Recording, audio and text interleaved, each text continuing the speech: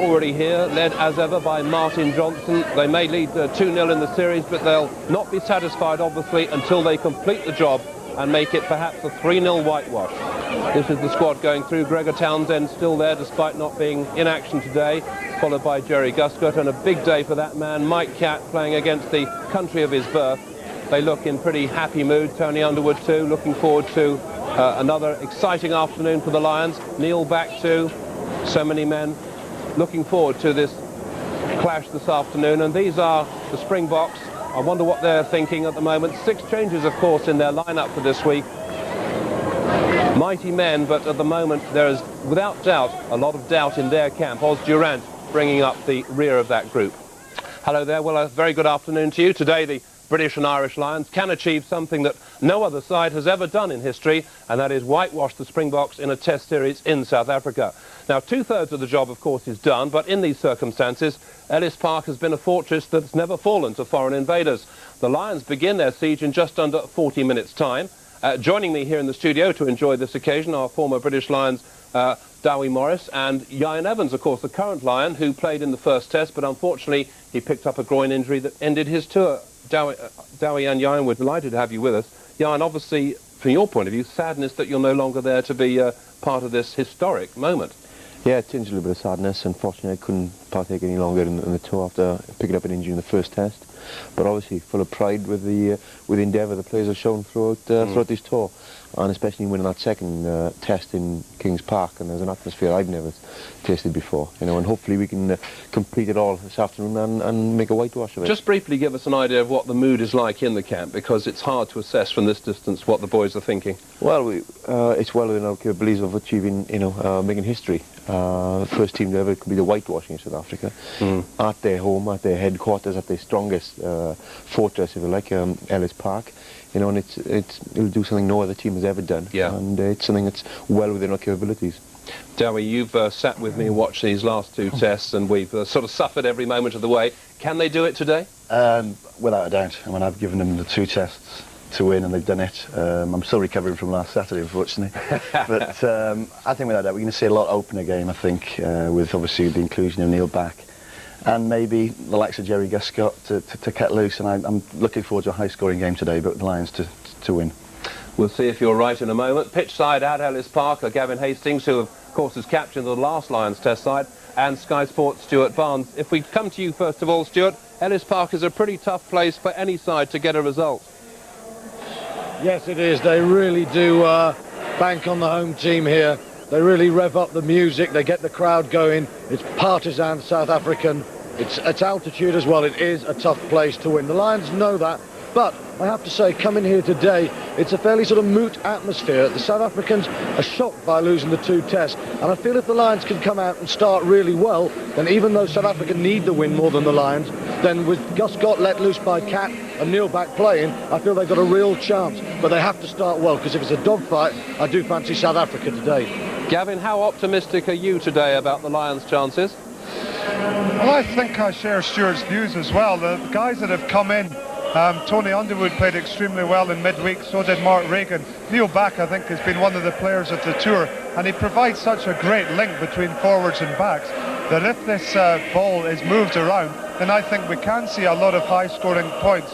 And the Lions have run in some cracking tries already on this tour, and it would be a lovely way to end this tour with a victory for the Lions. Gavin, thanks for that. We'll be back with you in a second. Let's just take a check on the Lions team for today. And in fact, the latest news is that overnight Tim Rodber has gone sick with flu, and that means that they've had to reshuffle the back row, and Rob Wainwright has come in. Lawrence Deladio switches to number 8. Dowie, is that a good move? I think if they're going to play a fast game, I mean, it's obviously one they haven't banked on with Tim going down with flu, but Wainwright's played, you know, very well. If he can just cut down his penalty count a little bit, and obviously Back and Lawrence Deladio, they're out, you know, for a wide game. It looks good. Yes. What do you make of that lineup, Jan?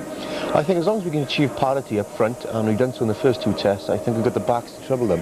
As I said, with Tony Underwood coming in, giving us a bit of pace out wide, and also with Jerry being cut loose by Mike Cat, as people said beforehand, I think we've got a very good chance, because I think South Africa are under strength in the back line. Yeah. And as long as we can achieve parity in the front 5 and get these loosies around the field to win the continuity battle, I think we can see some good tries being scored today. The whole thing really about the teams, it seems much more relaxed as far as the Lions are concerned. South Africa have made, what, 6 changes, 3 positional. And it indicates, doesn't it, just generally, that things are not happy with South Africa? I think they're a little bit disarray. Obviously, they've had a few injury problems, but obviously loss of form, there's been a loss of consistency as well throughout in their selection procedures. Obviously, there's a new coach, new management structure as well. Yeah. I think they find it a little bit difficult at the moment, and we've got an opportunity today to capitalise on this. Well, we can hear now from the Lions manager, Fran Cotton. He's pitch side with Graham Simmons. Well, Frank Cotton, just the one change from the team overnight, we understand. Tim Robber out with flu. Was that very much a bolt from the blue, or were you kind of monitoring his situation over the last few days?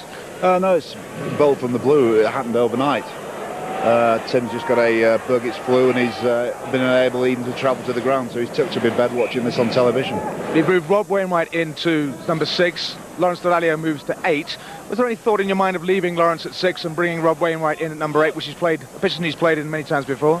Yeah, we consider that, but we thought it was a better balance. Lawrence's pace at the back of the scrum be important to us, and I think if we can get control of the ball and put a few more phases onto our play from the second test, then the addition of Rob Wainwright and his pace and work rate around the field could actually work in our favour. I know your team are very professional, Fran, very well prepared. Is there a slightest worry in the back of your mind this may be a bridge too far for them? No, motivation's not an issue. I mean, they know that they've got to be at the very best. I mean, the South Africans got a lot of pride at stake. They're going to really come out blazing. We've just got to make sure that we don't give them the upper hand early on. We've got to get it on top of them early on, play with some confidence, and I think if we can do that, we could beat them convincingly.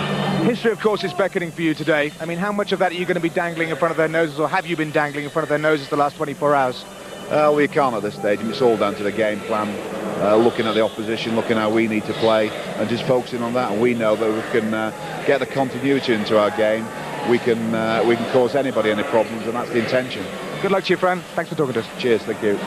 Well, he seems pretty cool, doesn't he? Yeah, and from a player's point of view, there's no doubt that the job that Ian McGeek and Jim Telfer and Fran Cotton have done has been just tremendous. Oh, it's been magnificent. The preparations have been meticulous. You know, before the tour started, we had a team building exercise for a week with some people down in Weybridge, and that brought us together as a squad. And the focus we've shown throughout has been marvellous. And a lot of that is down to Geach and to Fran and the way they prepared. You know, they've talked to people like John Hart long and prior to this tour, reading how the All Blacks fared in the last tour.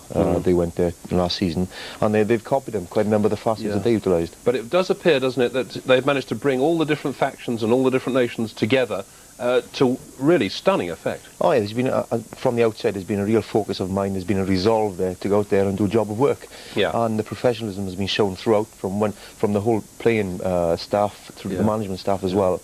You know, it's been superb. Dowie, what about Rob Wainwright? Because this is a big opportunity for him. He's had maybe not the best of tours so far, but he'll certainly look on today as a smashing highlight, won't he? Oh, without a doubt. I mean, Rob is a very, very fit guy. He likes to play, like you said, wide out there and a great support player. And unfortunately for him, you know, Tim Robb has been playing magnificently. He had Eric Miller there who's playing magnificently. So Rob's sort of been overshadowed, but I mean, he's a very proud man, and he will take this opportunity with both hands, I'm sure. Mike Cass, as I said earlier when we saw him arriving, Jan, it's again a terrific day for him, because maybe he wouldn't have thought a few weeks ago he'd even be out there, would he? Well, he showed very good form out in Argentina with the England team as well, and when the opportunity came for him, and he grasped with both hands, and he showed, especially in the games he's played, the midweek games really, he's shown an ability to utilise the ball and use his backs, and whenever he's played, he's scored some spectacular tries. Yeah, I mean, without doubt, he could be the man for the big occasion, couldn't he? It could be. Today might be his day, you know, especially if he links up well with Jerry outside him, and also with Neil Back, you see there warming up, you know, who really has really shown during the midweek games his style of continuity and his ability to get to the breakdown far quicker than anybody else has made it very easy for the backs to score in second and third and fourth phase. Let's cross back to the stadium. Stuart, what are your thoughts about Neil Back? Because there's no doubt at all that he's a man who's taken his chances when they've come up. Well, David, I'm delighted that Neil Back is in today. For me, he has been one of the players of the tour, along with perhaps Lawrence Dallaglio, Tom Smith and Scott Gibbs. Quite outstanding in the midweek team. He's been the catalyst that's allowed the Tuesday and Wednesday side to play this fabulous brand of rugby we've seen. He's got brilliant vision and great hands, and what he's done this tour is use his body weight and his lack of inches to get under attackers and drive them back in the tackle. That was always the problem with Neil Back. Now he's stopping people on the game, and I think he's a quite wonderful number 7. Richard Hill has been magnificent, but I really do believe that Back deserves his chance, and I think he can give them an extra dimension this afternoon in a test match. Gavin, let's just get a brief word from you about Rob Wainwright, who we discussed a moment ago. Talk about the Scotland captain. Well, I'm surprised that they've decided to pick him on the blind side, David. Obviously, they're moving Lawrence into number 8, and that surprises both Stuart and I. Rob obviously started off the Five Nations for Scotland as captain in the number 8 position. He was eventually switched to blind side, which I feel is his more natural position. However, you know, one of them is now playing out of position, and I think that could be crucial and may just open the way for Joos van der Westhuizen down the blind side. Thanks, boys, very much indeed. Well, it's certainly a very tough place to come to, Ellis Park, and here's the evidence. This is what happened to the All Blacks when they came here looking for the clean sweep last year. Andrews right at the back. Don't need him though. Visa, he's had a top game. Honiball, Van Skeltbeek, Mulder, Kruger. Here's Joubert. And Hendricks can't hang on. Or play on! And the try scored.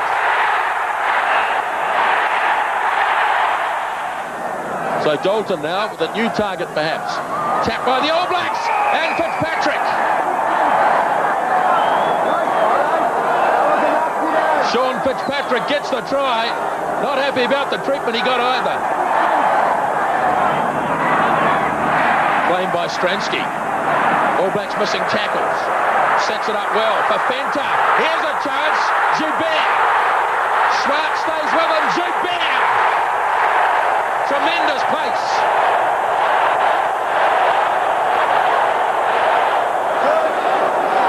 Right, set this time. Van der Westhuizen. Free kick. Van der Westhuizen. Got it down.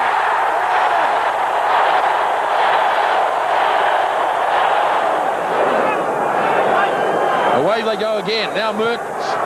A little change in tactics. He's the one chasing through. Ball's loose.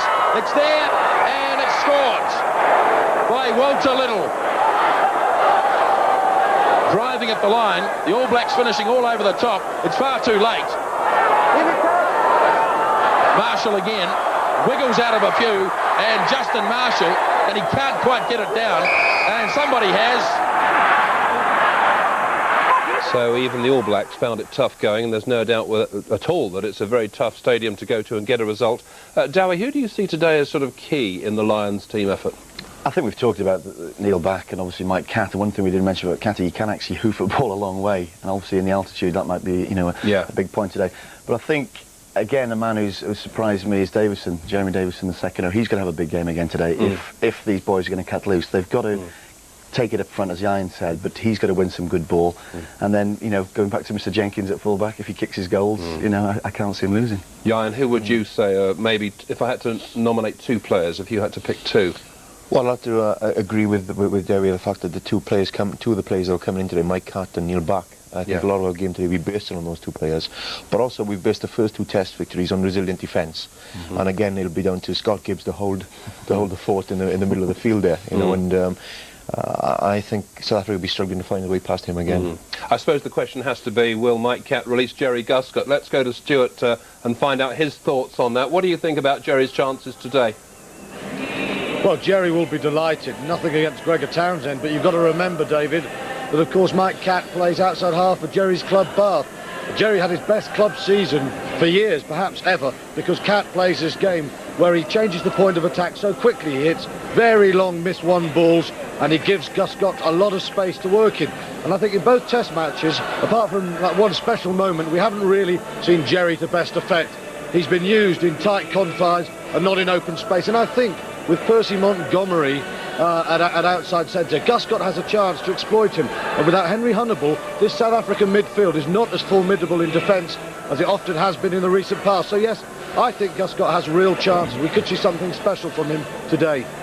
Gavin, one question for you, that your point-scoring record for the Lions could go today. Neil Jenkins only needs 9 points in the match to overtake your record haul. Are you sorry to see that record possibly going?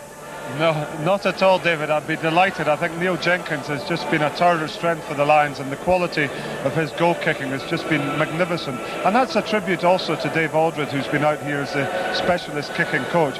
But, you know, when you have a successful Lions side and winning the Test series, you do rely on your goal kicker, and there's no doubt that the Lions have relied on Neil Jenkins. He's such a humble chap with it as well, and that's what's so nice. So I'll be delighted if he kicks more than 9 points and just make sure that there's more points on the board than the Springboks have after the end of today's match. I think we all say hear to that. Thanks, Gavin and Stuart out there in South Africa. Well, of course, there has been very good support for the British Lions over in South Africa throughout the whole tour. Graham Simmons has been canvassing one or two opinions in Johannesburg. 30-15 to the Lions. A lot more tries than the first 2 games. And right to put Neil back in, Mike Catt. Oh, definitely. Neil back, definitely. They respect him. Mike Catt, he's had a rough ride here, so hopefully he'll stand up to the plate and he'll be okay. Confident about today's game? Yeah, of course. It'll be brilliant. We'll win again. Everyone's very confident. We keep talking about, oh yeah, Lions are going to win, Lions are going to win. You're not worried the Boks are going to bite back at some stage? Not at all, no. No, at the end of the day, the Lions have won it. They're just going to go out there and enjoy themselves, and they're going to win. The Lions are going to win today. I want to send a message to my wife back in Chester. You do not know I'm here, but I am here in Johannesburg. Where does she think you are? She thinks I'm at work somewhere, but I guess she must realise I'm not at home because the dishes must be piling up and the bed's not been slept in for a few days. But here I am having a great time, and the Lions are going to win today. One or two stories like that I think we might be hearing. Well, there'll certainly be some real noise from these 62,000 fans inside Ellis Park today. And after the break, we'll be getting some more views from the Lions camp, as well as looking back at the best moments from the first 2 tests.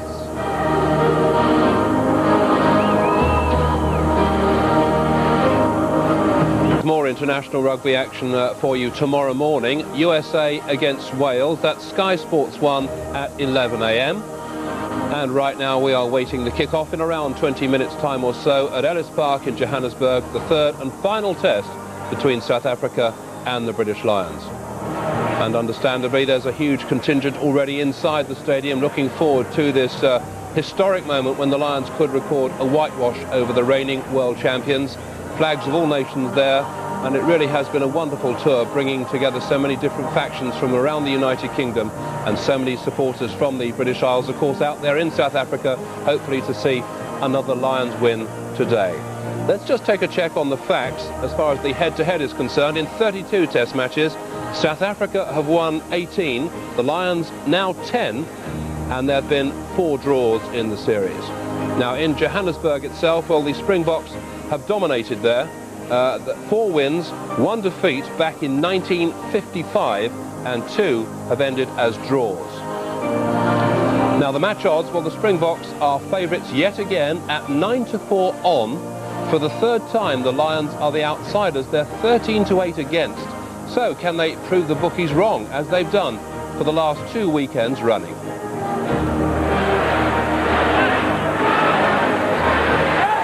Andrews with the catch and the drive to follow. Stratum's in there. They're almost up to the line. The try has been awarded. Try for Durant. Van der Westhuizen, Honiball, there are men out wide here. Teichmann staying on his feet. Gary Teichmann, he's got support outside. The try has been scored, and it's Russell Bennett who's come on, the replacement.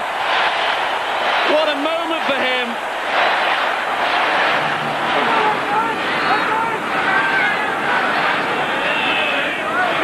Dawson getting away, Matt Dawson. Still going, Dawson. He's through. What a score from Matt Dawson. We're into injury time. Leonard straight involved there, the replacement. Dawson out to Townsend. Gibbs is going through. Gibbs is still going. What a run from Scott Gibbs. Dawson out to Rodber. It's floated out to Jenkins. Must be Kate. It's a victory. The Lions have won.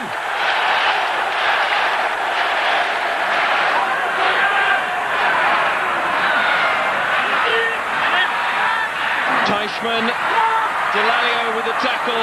They'll have to do it all again here, the Lions. Hanging on for grim death here. Drotsky, Dawson got him. Play on! They fan out, ready for Van der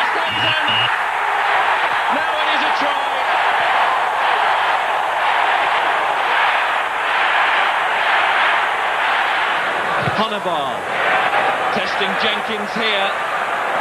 It was inevitable that these high ones would come at some stage, but the Lions cling on. Tater's lost it. Honiball's got it. Van Schalkwyk, Rossouw, Montgomery.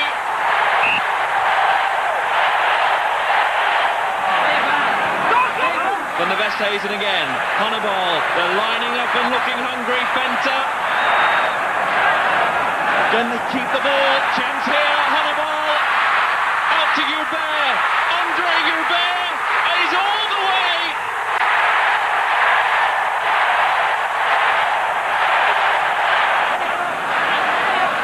Dawson.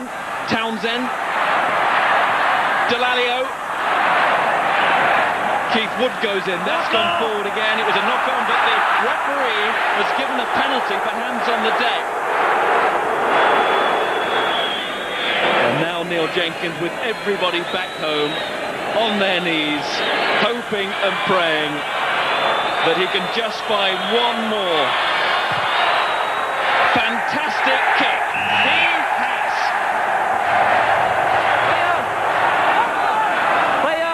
And Dawson can see it.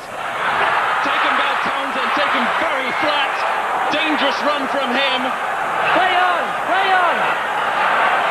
Dawson, have they got the self-belief? It's Guscott drop! It's there!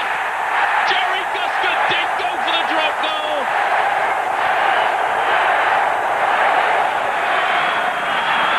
We go deeper and deeper into injury time. Jenkins has put this out.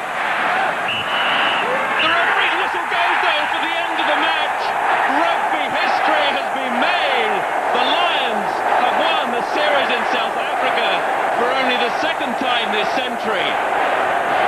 The 97 squad, who have refused to talk about 74 all the time they've been out here, will now be mentioned in the same breath.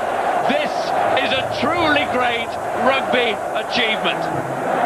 It really was a great moment, that. Ian Evans, let's hear from you about team spirit, because it does appear to be such a strong force with this current Lions squad. It's an integral part of any touring side, because you're there's 35 or 47 in the whole touring party in the face of 45 million South Africans all against you. You've got to stick together. Yeah. You know, it's everything. And in the face of, you know, as a lot of our first test, well, the two tests prior to this, as I said, was based on resilient defence, and you've got to stick together. You've got to communicate, talk to each other in the face of, you know, all the opposition, and stick together at all times. And this isn't something that's just happened as it's gone along. You were united like this before, as you said earlier, before you even left this country. Well, prior to leaving, we did a week of team building exercises prior to our departure, and we worked hard at it, and it paid dividends. You know, and as soon as you're out there, we were together as a squad. We gelled immediately. You know, which is amazing when you consider 4 different countries are involved. You know, most of us haven't played in the same team together before, and it's you know, it's worked. You know, it's obviously been of great benefit to us. Dowie, when this squad was initially picked, and when we first heard about the players who were going to set off, there were a lot of doubters about certain players, and there were lots of sort of downbeat aspects, if you like, of the squad, and yet they proved all those doubters wrong. Well, that's a credit to the management, I think. Obviously, the players have a massive part to do, but like Jan has explained, it's a credit to them. They've built them, gelled them together, which is the big thing. But yes, I mean, people were saying, I mean, it's after a massive season that all the lads have played. You know, they're just going to go out and get absolutely crucified. You know, they may win 2, 3, 4 games, they may pinch one test, but you know, credit to the guys. They've gone out and all the people, probably the Dawsons, you know, the Davidsons, all these people have come through. Did you believe in them right from the start? Did you I thought it was just, with the season they've just had, I just thought it was just one tour too many, really. And you know, people were going out there with injuries, and we've seen what they've done, and you know, credit to them. Well, you're delighted, like me, to be wrong about that. I tell you what, you mentioned injuries there. One man we saw coming home early, sadly his tour was ended pretty early on, was Doddy Weir. We're now delighted to say that he's back out there in South Africa, and he's with Graham Simmons. David, thank you very much. Doddy Weir, it's great to see you here. Great to see you looking so fit and well. What's the update on the injury now? The extent of the injury has been quite good news. I was seeing a specialist on Wednesday prior to leaving to come out here on Thursday, and no operation needed, which to me is tremendous. I'll be back in a couple of months, hopefully playing. Mixed feelings, I should imagine, for you sitting at home watching the last few weeks of this Lions tour. Glad the team are doing so well, but perhaps a shame that you weren't part of it. Yes, it was. Well, obviously the boys are doing extremely well.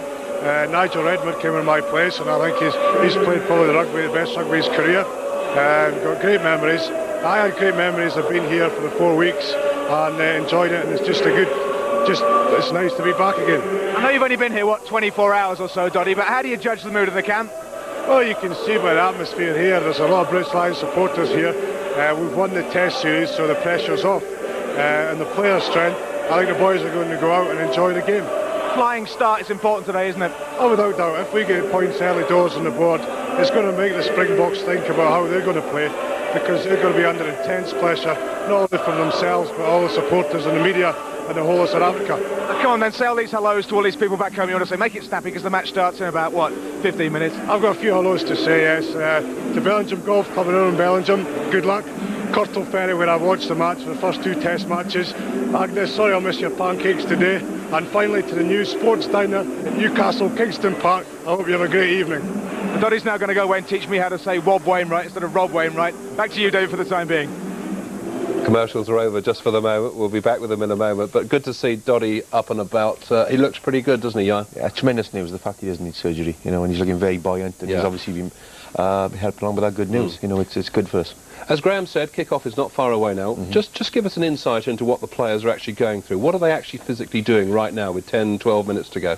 Well, it's going to be different people have different ideas prior to the game, and Martin's left us very much to our own devices prior to the kick-off, and then brought us together in the final 10 minutes really, as a unit, because it's important you start off with a bang. You know, the first 20 minutes is crucial. Yes. But for the an hour or so beforehand, you really warm up at your own pace. You do your own thing. Really like to focus on the game the way you're used to, and so but the final 10 minutes you really brought together in a huddle.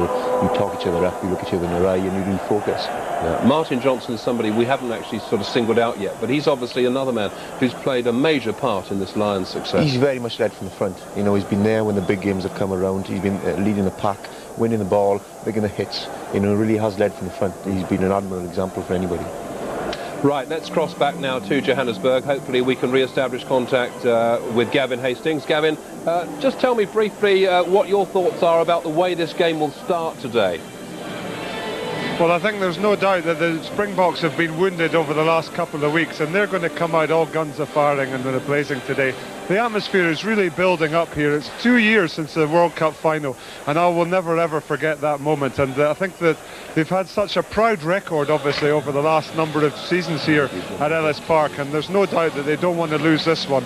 It's going to be a fierce opening quarter, but there's no doubt that if the Lions can keep up their tremendous defence, then they're certainly in with a shout.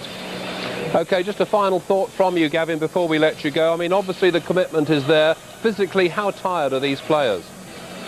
Well, you know, I was just watching them, and one of the features that the Lions have been, they've always done their warm-up on all the test pitches prior to the game to take in the atmosphere. And I've just looked at the players, and there must be an incredible high what they've been going through over the last fortnight or so. This is going to be a tremendous way to finish off the tour. No team has ever won a test series to 0 in South Africa, and the Lions have got that as an incentive. And I don't think they need much more than that. They're going to come out with plenty of fire and passion, and let's just hope they can do it. Gavin, thanks very much indeed for that. Well, the Lions, they're already in the history books, but will they be leaving Johannesburg today as the most successful tourists ever? We're going to find out right after this break.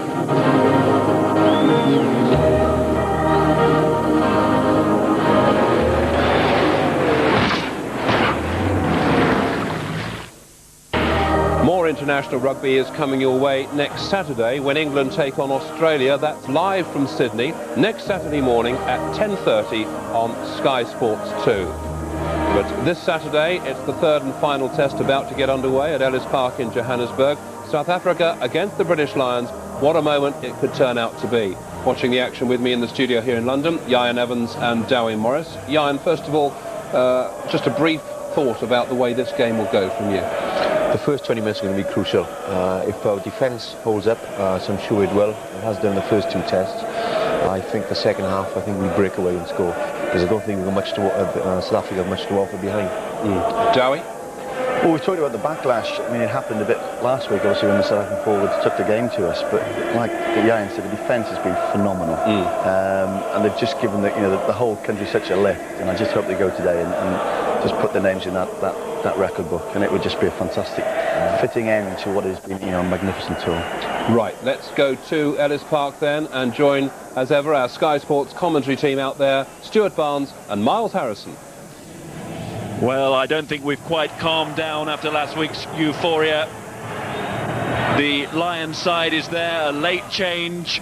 Tim Rodber pulled out with the flu, so Rob Wainwright will wear number 6, and that means a move to number 8 for Lawrence Dallaglio. Also involved today, Tony Underwood, Mike Catt, Mark Regan and Neil Back. They'll all be keen to play their part. South Africa, who would have thought we would see a side from South Africa in this series, minus the likes of Hubert, Small, Mulder, Honiball, LaRue, Andrews and Kruger, but there it is, and there's a lot of pressure on these players, in particular Russell Bennett, an 11th hour replacement for Hubert, a new cap, Yanni De Beer, who's been given the task of orchestrating the play from fly half. Changes in the pack as well, Dalton and Taron in the front row, Otto at lock, and young Rassie Erasmus will make his debut. The 2 sets of replacements, it will be great to see Alan Bateman come on. He's had such a marvellous trip.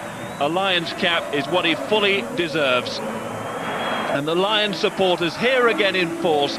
They're making a tremendous noise. And Ellis Park, a splendid stadium. 2 years ago, the scene of South Africa's greatest rugby moment, arguably the most memorable rugby moment of all time. A nation was dramatically and emotionally pulled together on this ground. But now it could be the scene of one of South Africa's greatest sporting tragedies. They're facing a whitewash against Martin Johnson and his Lions, and what pride he must feel leading out this team. They're looking to play rugby that befits a Lions side. They're 2-0 up. The chances to throw the ball around so far in the Test series have been few and far between. But those players will be determined, and none more so than Jerry Guscott, to get that ball in hand today, Stuart.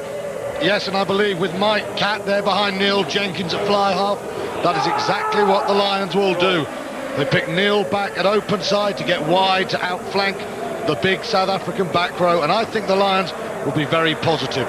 South Africa need a dogfight. They'll win a dogfight. It matters so much. The Lions to win must be positive, and I think they'll go for it. The roar will be tremendous.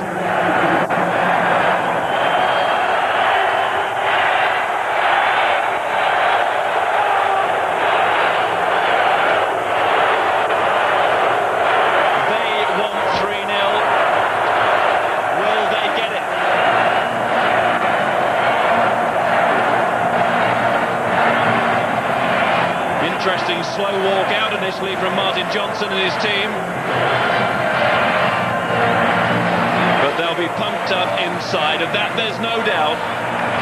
Professionalism has been the watchword of this tour, and they will want to finish the job now, leading 2-0 against Gary Teichmann. Question marks over his leadership qualities, so a big game for him today. And South Africa are here to find a solution to a big problem. And if we thought they were motivated last week, we haven't seen nothing yet.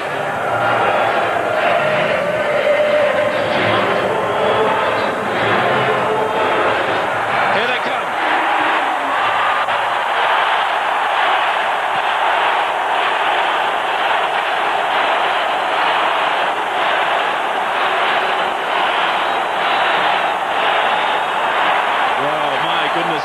Stuart. Well, that's the challenge that the Lions face to make it 3-0. South Africa have brought back the big men, the Davi Tarons, the Krino Ottos. It's going to be physical and formidable. And what pressure on that man, Gary Teichmann. And there's Russell Bennett, his 3rd cap. Yanni De Beer, the Free State fly half, picked for his kicking. What a problem that was for South Africa last week. The ground is ablaze with colour. There's James Dalton.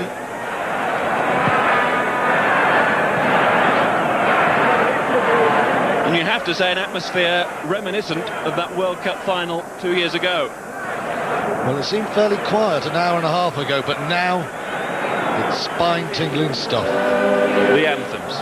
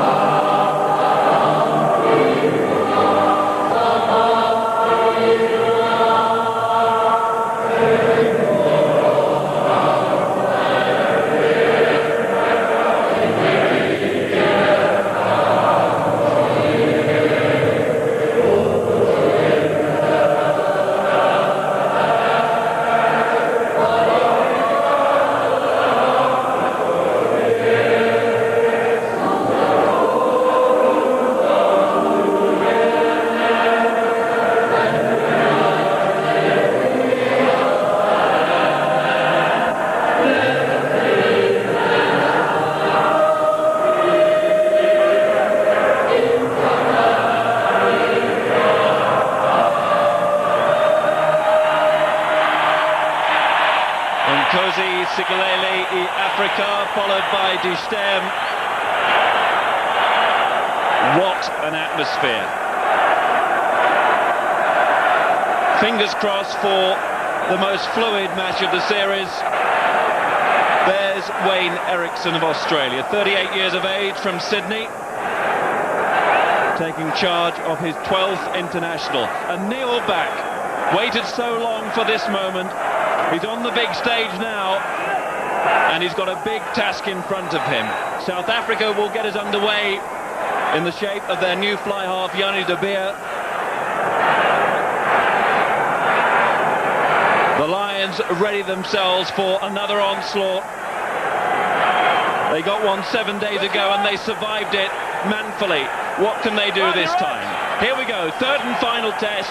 The Lions leading 2-0 and going for a history-making whitewash. De Beer for South Africa. Dawson. Stay up, Green, stay up, lock speed. Keep back, Yanni. And Delalio goes in, realising that Dawson is trapped. Go, James. Johnson's there. Cat. He hasn't found touch. Teichmann going forward to Tehran. And the Westhuizen, I don't think he really believed it got away. The penalty had been given for offside. Yes, Neil Jenkins to clear now. That was a good start for Michael Catt. Big high kick. Gave his chasers all the time to get under it. And that's good solid play from the Lions.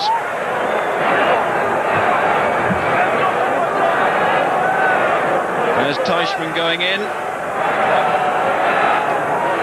Davy Tehran. A little bit slow on the uptake there. Don't close, Green. And he's certainly a less mobile prop than the man he's replaced, Adrian Garvey, who's on the bench, but Tehran will add weight. There's Mark Regan. And it's down from Delalio, who moved right to the front of the line out. Driven on by Tom Smith. Neil back. Dawson. This is the best start of the series for the Lions. Dawson again. Cat. They're looking to use Bentley, of course, in off that wing. Cat. He finds Guscott, and he's got some space here, Jerry Guscott. Mazy little run. And it's kept on by Bennett. It didn't go out of play. Cat's trying to get back. Bennett is... and Bentley is there as well. Bentley was alive to the threat, had to be. Russell Bennett, the border fullback, What a start to the game. Russell Bennett showing rare pace there. But the Lions, as you say, started so well. There's Cat's missed pass and Guscott stepped in beautifully. But then a quite horrendous pass and Bennett nearly took advantage. Let's watch, there's the right boot. Wasn't in touch. And now it's South Africa's turn to try and get a platform, but there's a knock on. And their play has been littered with mistakes in this series. Hold it, pop it out, pop it out. They can ill afford moments like that. Pop it out, tight head, pop it out. Shoulder out. One of the reasons the Lions are 2-0 up is that when they've got in South African territory, they've come away with points. South Africa too often have had concerted periods of pressure and come away with nothing. They must score when they get their chances today.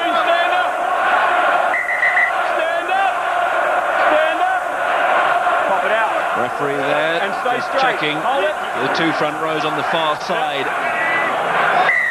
And the free kick is given, and it's Dawson who goes and tries to get away from Van der Westhuizen. Wainwright gets his first touch. Venter was back quickly. And the Lions go round on the wrong side and they concede a penalty. The pace of the game is quite something to behold. Another penalty. This will be the first kicking opportunity and the chance for Yanni de Beer to make his mark. Well, torrid stuff from both teams. South Africa keeping the ball moving. The Lions go round the wrong side. And this is an important moment for Yanni de Beer. Test debut and a kick-up.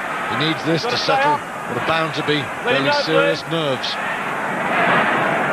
He is going to be crucial to their effort this afternoon. Not only has he got to kick the goals, he's got to orchestrate the performance and give it structure that's been lacking in the first two tests.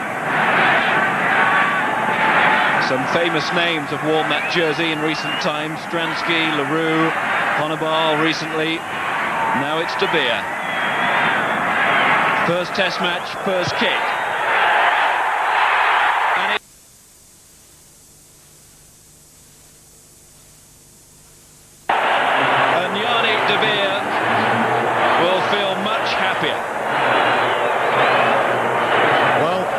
South Africa would have given for just one of those in Durban. Important now for Neil Jenkins to hang this restart, give the Lions every chance of getting back on the offensive. And it's the switch to ask Tony Underwood to go forward, but it was taken by Snyman. Still going. What, 5 minutes gone? It feels like we've already played a match. From the Westhuizen. De Beer. Oh, he's settled well. Yes, don't expect too many frills from Yanni de Beer, but expect controlled kicking. He has prodigious length, and he will use that. Now here's a man fired up, Mark Regan. His battle with James Dalton could be quite something to behold. Well, Regan looking to pick out the two locks, and also Delalio at the base. He'll move around this afternoon in that line out, Delalio. The two locks of Johnson and Davidson have been quite superb. Lions getting the drive on. Cat. It's Gibbs. Took a couple to stop him. Davidson, Guscott. That was a little loose. And it's picked up by Percy Montgomery. And driven on by Straydon. Van der Westhuizen waits, and there's a lot of men in support here. Dalton, well covered by the Lions. They read the threat, but it's all hands to the pump here. As Van der Westhuizen kicks in behind Bentley. Well, if he got it right, he couldn't lose. It was either a nasty bounce for the winger, or it was heading into touch. He shakes his head, he wanted it to stay in. Momentum for the South Africans. Jeremy Davidson threw the loose pass, and he suffered there. He landed very awkwardly, and these are worrying times for the Lions. Worrying as well as their capacity to make mistakes at the moment, and they're feeding these Springboks, and they're suffering from a very fiery start. We knew it was coming. You mustn't give them any chance.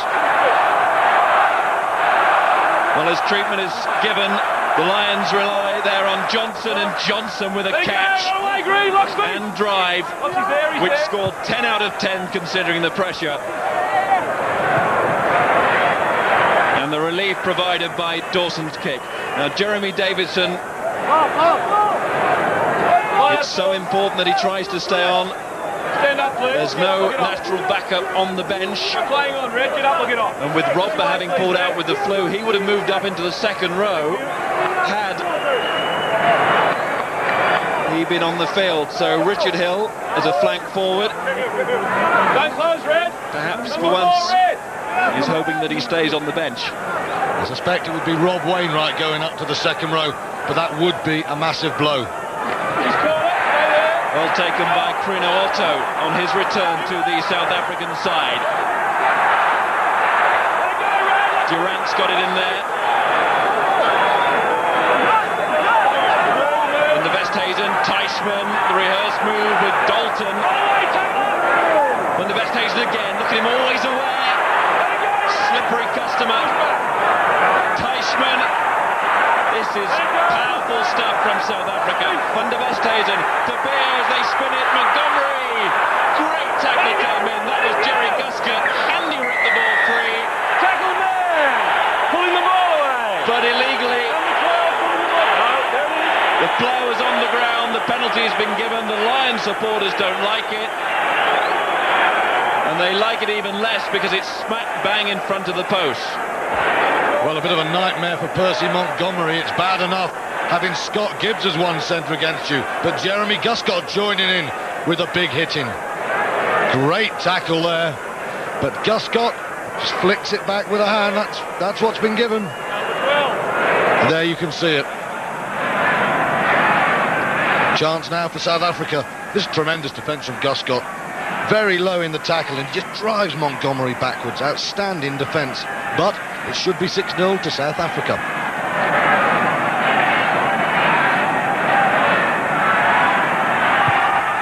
It is. Nearly up to the 10-minute mark. De Beer has 2 penalties to his name. And this week, South Africa are scoring the points when they're getting down there. Lions forwards have started very well, but it's important that they stop making loose errors in the loose play. They're allowing South Africa easy entry into the game. That gave the forwards chance to get forward. That restart from Jenkins, good one.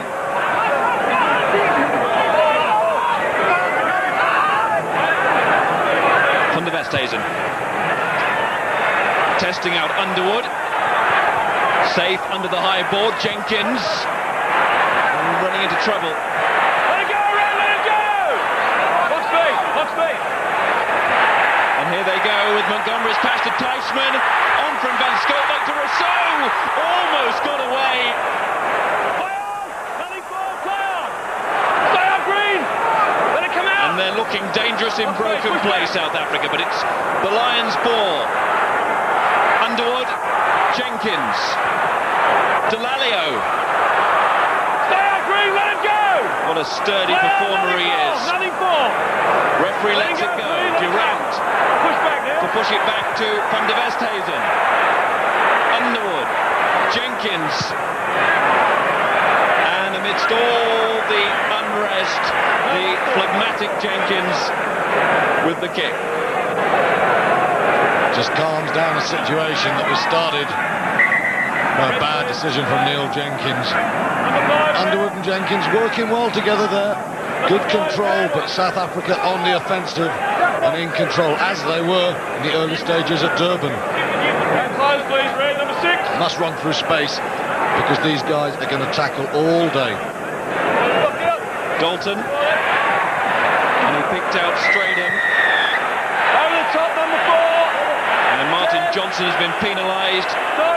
Just a little too eager there, the captain. And look how quickly De Beer came up to Captain Teichmann and said, I want this.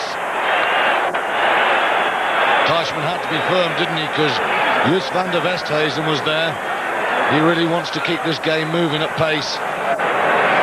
Straydon goes up, a good take. And Johnson over the top he goes. mustn't allow chances. 45 metres is a long kick, but for Yanni de Beer, at altitude and a ground he knows because he played for Gauteng when they were formerly Transvaal, well, this is meat and drink to this man. Yes, he was here 2 years ago. It wasn't a particularly happy time for him. It coincided with a major injury. Had knee surgery. His career was actually under threat, but not now.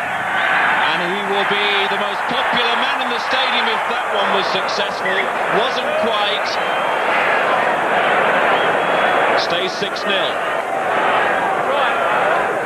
Mustn't give the penalties away, though. One of the hallmarks of last week's win was the iron defence and discipline. 3 penalties already given away in kickable positions. They must tighten up. Call from Erasmus.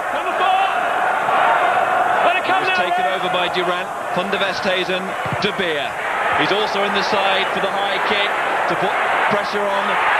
And he's fallen nicely for Rossouw when they tried to get back, and what an important hand that was. Wasn't the greatest kick in the world from De Beer. It was meant to go more towards the fullback Jenkins, but it nearly worked, and Rossouw was very aware to what was on. Yeah, terrible hook there. That had 15 on it. But straight across, comes down on Bentley, and Rossouw, who's got excellent fullback skills, kept his eye on the ball, and the Lions at full stretch to keep South Africa out. A bad kick nearly came good. James Dalton to throw, still only 24. Seems to have been around for a long time, and it was a quick throw by Dawson. Real invention from South Africa. They're looking so hungry. Van der Westhuizen tried the aerial route. There you go, lots of feet. Stay with it. Dalton, De Beer, Montgomery. These are desperate times for the Lions. Let it go! And it's a South African Ball's on the deck. Green going forward. Well, excellent defence from the Lions, but they are being stretched. There's a lot more wit, invention and vigour from South Africa all round this afternoon. And a lot of it's coming from James Dalton, the hooker. He is everywhere at the moment. A real battler, and he's got great tenacity. Good defending from Tony Underwood as well. But this is a dangerous situation for the Lions. Slap bang midfield, powerful scrum. I wonder if Teichmann will be going. Teichmann is in control, the number 8. Dawson's waiting to pounce, but it's given on and driven on. The back row of Fenter and Erasmus are making their mark alongside Teichmann. This is Durant. Van der Westhuizen, picked up by De Beer. Out now to Montgomery.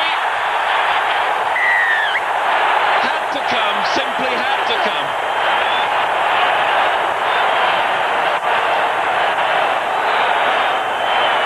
Power, and then a bit more power. Percy Montgomery on the end of it, but this is one for the forwards.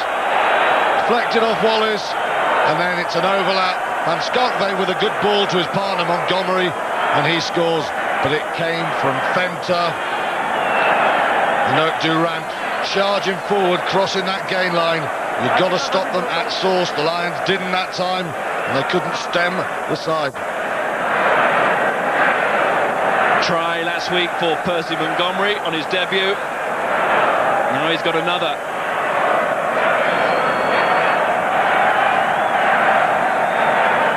And it hardly came as a bolt out of the blue.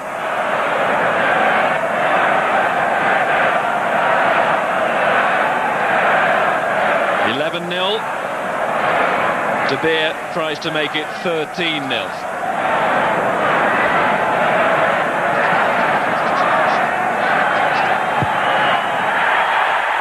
Flags are up. And South Africa are up for it as well. Well, it's the big men on the charge. If you just check it now, you can see Durant in position. And then he takes it on. He takes it on And they're across the gain line, that's the key to it. And then it's a 3-on-2. Van Schalkwyk with a beautiful pass, and that's easy. The Lions now under real pressure.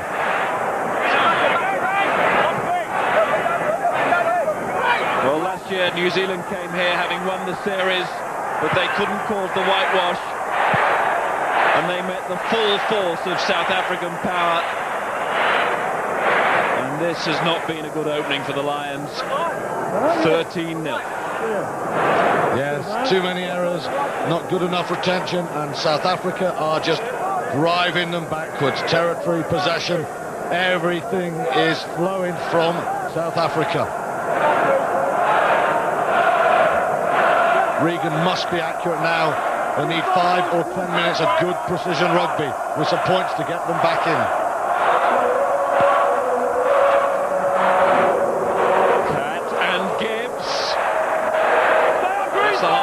Dawson, Cat, Jenkins.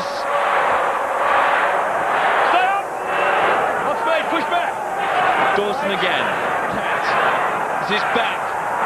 Johnson popping up out wide. Good central position. Cat. Checks where the support is. More on this side with Bentley, having come across and left his wing. And there's going to be a penalty for offside.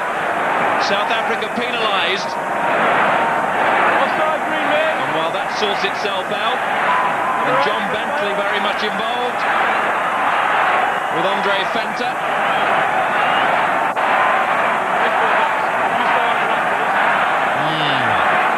There's a bit of edge here. Better play from the Lions though. Mike Cat orchestrating well. Couple of good passes and a change of direction. Bentley eyeing up Andre Fenter. Brave man to take on the big Free Stater. Neither of those two backward at coming forward though, are they? I wouldn't want to separate them, Miles, no. This is an important kick for the Lions. Jenkins could not miss last week. They really need this one this week. Well, no doubt about where his support lies. Right behind this man, Jenkins, 99 points on the tour.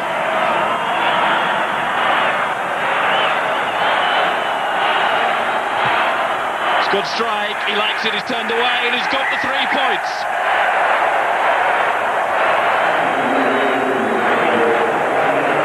Well, that's a mighty relief to the Lions halfway through this first half.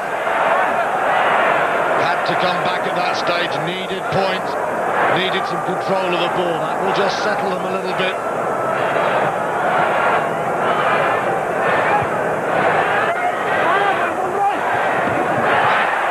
Brilliant take from Fenter. Haven't seen the best of Andre Fenter so far in this series, but we're seeing it now. Yeah, he is charging all over the place, and that was a magnificent athletic leap. Eyes on the ball. Davidson goes up, but it's Fenter. Lions did well to drive him into touch, though. Paul Wallace very aware, so Mark Regan has the ball and the Lions in control, at least of the line-out. Fenter, the man who replaced Francois Pienaar on this side, and he's been a permanent fixture ever since his involvement. The ball was not knocked on.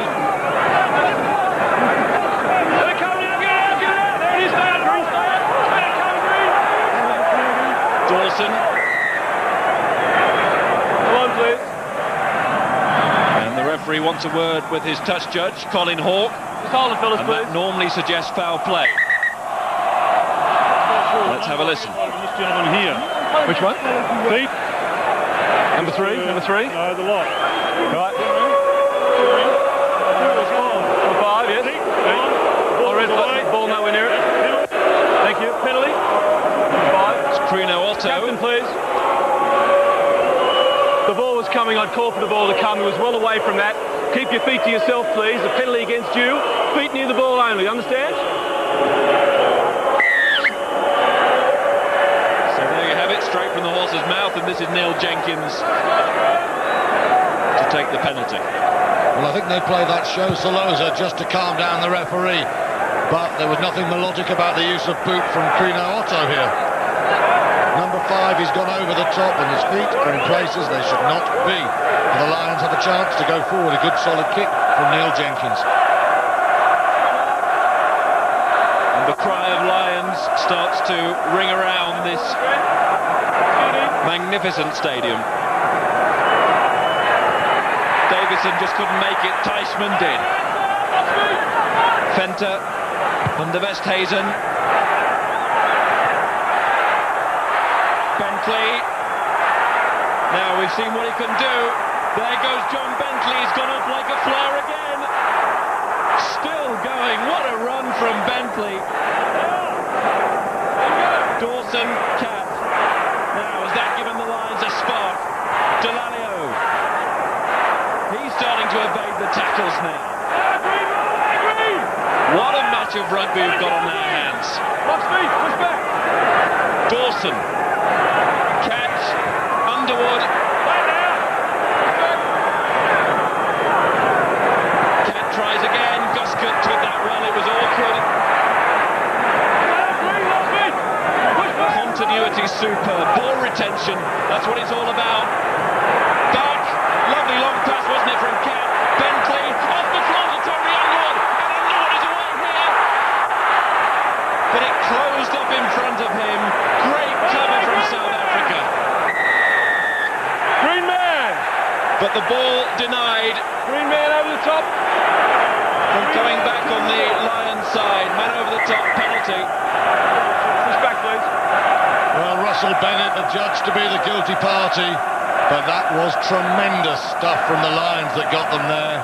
Backs and forwards together. Russell Bennett had to come over the top. How far back? How far back? No problems. Bentley instigated this. He's been such an inspirational figure on tour. He just loves to come in field. And the Westhuizen can't get there. If Underwood had just arrived a yard earlier on that short line he was taking, he could have been away. But that was tremendous play. And Scott Gibbs going in a highly committed way. One way of putting it. And there's some highly committed South Africans, but they are transgressing the law. Penalty against you there. We're playing advantage here. But Didier Mene, the touch judge, had decided to penalise Hannes Stradum. It's not affected the referee's ultimate decision, which is a penalty in front of the posts. Cracking riposte from the Lions. Starting to play the game that Cotton and McGeechan have been preaching. Brave and positive. And in the face of this fierce South African team, truly tremendous effort there.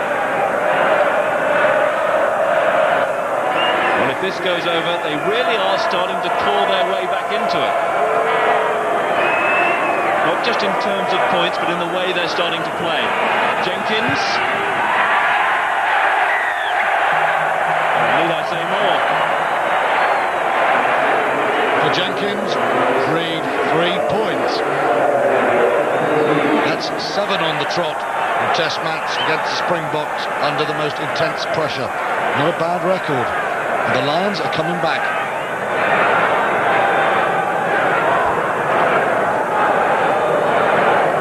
De Beer. Well, we kept our fingers crossed that this would be the most open match of the series. It's turning out that way, and Cat's running in it. Gibbs. Delalio. Cat tried himself. And Bentley just couldn't pick it up off his bootstraps. Bennett's got it. Referee playing advantage. And Bennett's pace from fullback is proving to be quite a weapon. Tremendous counter-attacking force. From the Westhuizen, Snyman, but it's out on the full. Well, relief for the Lions there. Cracking pace to this game at the moment. Well, the Lions tried to take a quick one there, but the referee wants the original line out to be taken. from the original position was Andre Snyman. And we saw there on the replay, and Russell Bennett also so involved in everything that is good in terms of pace. A very sinuous runner.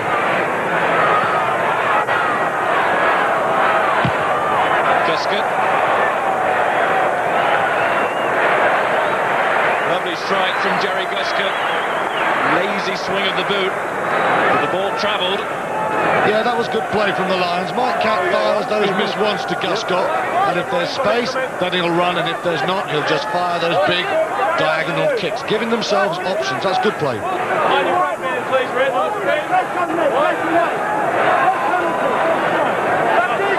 27 minutes gone then. Dalton. Up went Erasmus. And Van Stokbeek on the crash ball. Durant against Tom Smith, the two number ones in opposition. Teichmann.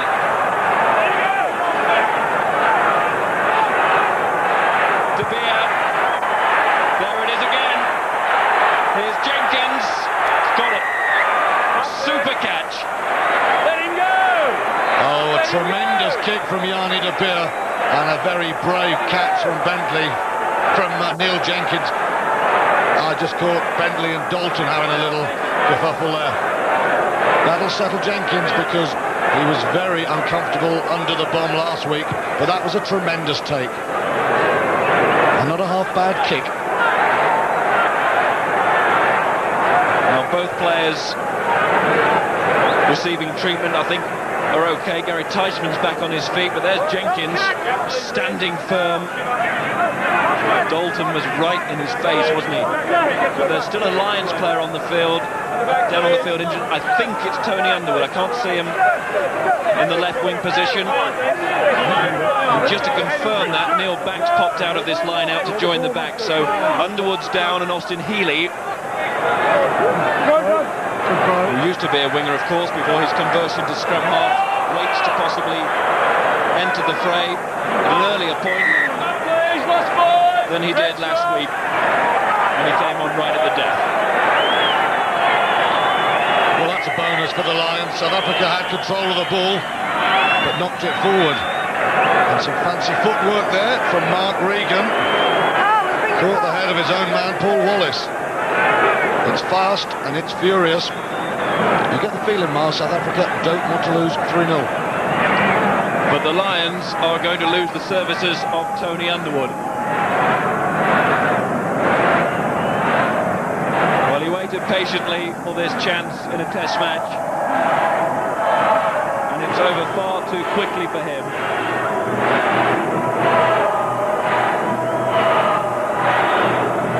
And Tim Stimpson is preparing to come on. Yeah, that's an interesting choice. There's Austin Healy, who used to play wing, but he hasn't played there for a couple of years now. And Stimpson, as a fullback, understands the positional demands probably a lot better. Cruel blow for Tony Underwood, though. Stimpson will go straight onto the left wing, though. He's got good pace. Jenkins will stay at fullback. Thank you. Stand up. Stand up. Well, it's not been too much of a problem for the referee so far. The engaging of the two front rows, but it might be now. There's a bit of pressure coming through on the Lions at the moment. Stand up, push back. Keep it up. Hold it. Hold it. Oh, well, he's not Tom dead. Smith against Darby to run on this near side. Wait for the crowd, Fred. Don't And crowd. there's Tony Underwood. Hold it up. Hold it. Always a sad sight. Hold it. Yes, he's had a good tour as well, and he was playing well. Put it in straight. Dangerous runner. They'll miss him. Behind the ball, scrum now. Scrum's buckling again, but it stayed up that time. Cat gives pass to Guscott. Bentley just had to stop and take it. That's the reason why the move lost its impetus. Clawed back by Wainwright, and Bentley's got it again. He'll have to do it by himself though here, and he was a marked man by Rossouw. Super tackle from Rossouw, is straight back on his feet to continue the offensive. And the Lions Lions get the put in, but only by the skin of their teeth. Well, that's some brilliant defence from South Africa. Bentley tried it on the left, and Snyman put him down. And then he switched side. You can't question his work rate, but Peter Rossouw flattened him. And Stimpson should have been penalised there. He was playing the ball, but he wasn't on his feet. I think Wainwright was okay, but there's Bentley. Oh, what a tackle. Lined him up and sent him back. Got outside Oz Durant without too much problem, but Peter Rossouw was a slightly different kettle of fish.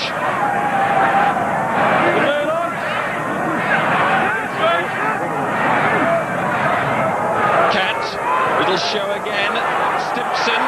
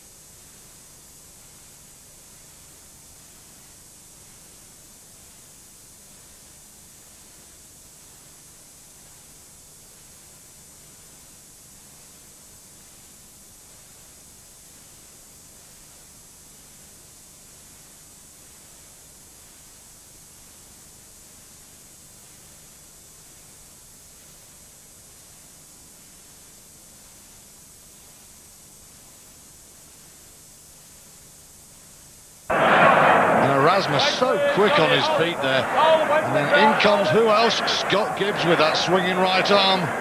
But South Africa were in a very good situation. A timely intervention to save what could have been an overlap. Confusion there and a knock on. A rare respite for the Lions. They've certainly put far more width on the game as they promised to do. It's working with Cat, but the South African defence at the moment is excellent. But they're giving themselves a chance. Free kick given. Van der Westhuizen. Erasmus looks the part, doesn't he? Run away! Long speed, push back! The back row are playing well for South Africa. Dalton. Push back! Stradham's got it. Let's have it, let's have it up! Ron goes in. On the deck. As the ball was on the floor and South Africa were going forward. It's their put into this scrum in this intoxicating and breathless game. We're almost being smothered by it. Certainly the attack's being smothered by great defence. And it's important from the Lions' point of view to hold out here. They don't want South Africa going in to half-time interval with a 14-point lead. Get your feet under your red, Paul Wallace get your feet under your please. under pressure at the moment. You're stiff on the ground. Darby to Ron making an impact with Dalton. Bring it back. You wonder why Dalton was left out. Such a galvanising force, isn't he, in the South African type 5. And there's the drive too early and the free kick. Neil back. Dawson. Cat.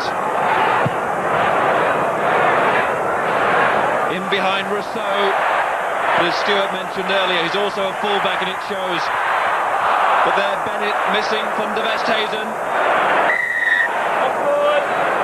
And it's the Lions scrum. And also front rows, please. an injury. 2 front rows, please. Looking dangerous, aren't they? Peter Rossouw has had We're an not going to have this exceptionally all good game first because half if we do, hour. it'll be a free kick every scrum. You get straight, you pop your shoulder out, you stay straight. You keep the scrum up, please. Don't go down again, you understand?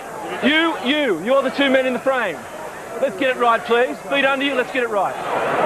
Durant and Wallace being fingered there by the referee.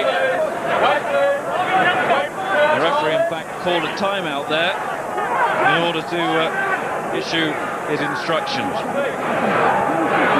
3 minutes until the interval. Dawson, and it players up on that far side, but here's Bentley. And there's quite a punch-up taking place on that far touchline. Not sure the referee's seen it. Cat, you'll see it now. Guscott, Delalio, Jenkins, and Jenkins has got to wend his way through his own players there. Who are involved in something a little unsavoury. Lost forward. Well, it's a scrum to South Africa. Surely the touch judge is going to move in and have a word with Wayne Erickson. Look at the punches flying in here. Well, Dalton there is sending in a lot on the floor, and the Lions react. Wallace doesn't stand for that, and Otto and Davidson, unsavoury stuff. But it was James Dalton, remember, he got sent off in the World Cup. No doubt he was sending them in. Green. Okay, number 1, Green. Red. Well, Durant, Green captain. Received the lecture moments ago. As you ago. can assume, I've had enough. Penalty against you for punching. You're on a caution. If you infringe again, you'll leave the field. Do you understand? Gentlemen, I'm sick of the front row. Listen, I'm talking to you. Get the front row right. If it doesn't go right, we'll be penalties all day. Let them know, please. Penalty against you. Well, there's a stark warning to both sets of forwards, and in particular Oz Durant. And the Lions have been awarded a penalty. Good time to get one as well. Did you see that Teichmann finger pointed at Johnson? This is tough. Problem is, Wallace is trying to slip the bindings so that Durant's weight won't come through, and Durant has had enough, and it's all gone off. That's pretty gruesome. Look at Dalton working that right hand. Oh, no. Rather ironic that Paul Wallace should act as a peacemaker in the end. From punch bag to peacemaker.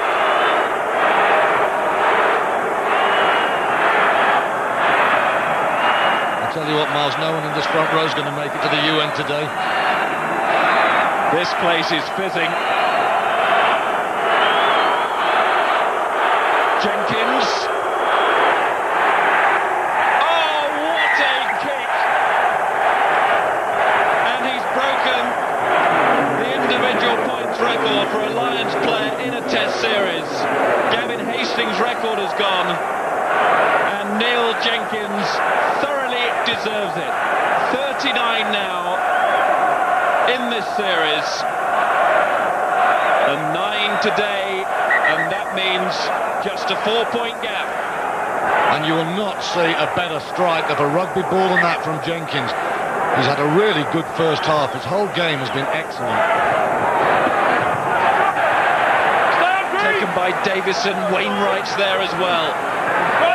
Wainwright, who didn't expect to be playing in this match until the very last minute. South Africa penalised for killing the ball. Martin Johnson wants to make sure that Andre Venter is going to take a step back. He will not take a step back. And I tell you what, Martin Johnson, a man who leads from the front, he won't either. Watch out.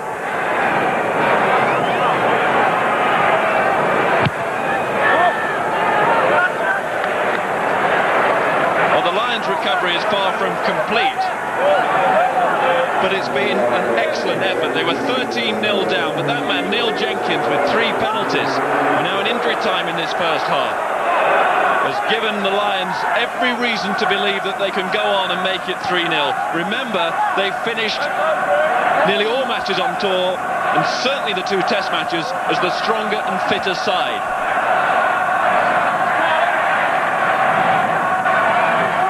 Taken by back, that was forward. Marginal, but it was. Forward pass. Pity, that was good play.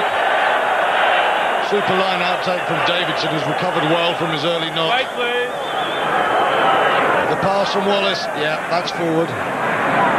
Now back to the scrum, the Inferno. Don't touch the scrum then. De Beer. Oh, pressure put on. Montgomery, it was Mike Catt who'd gone up on De Beer, but it might work for South Africa. Van der Westhuizen. Out it goes to Venter. Well taken off the ground by Van der Westhuizen as well. Let it go. Venter again. De Beer. They're encouraged by the crowd to run it. Montgomery, but there the duo of Guscott and Gibbs again. Let it come now, let it come, Green! Let it ball, push back! And it's with Dalton. De Beer.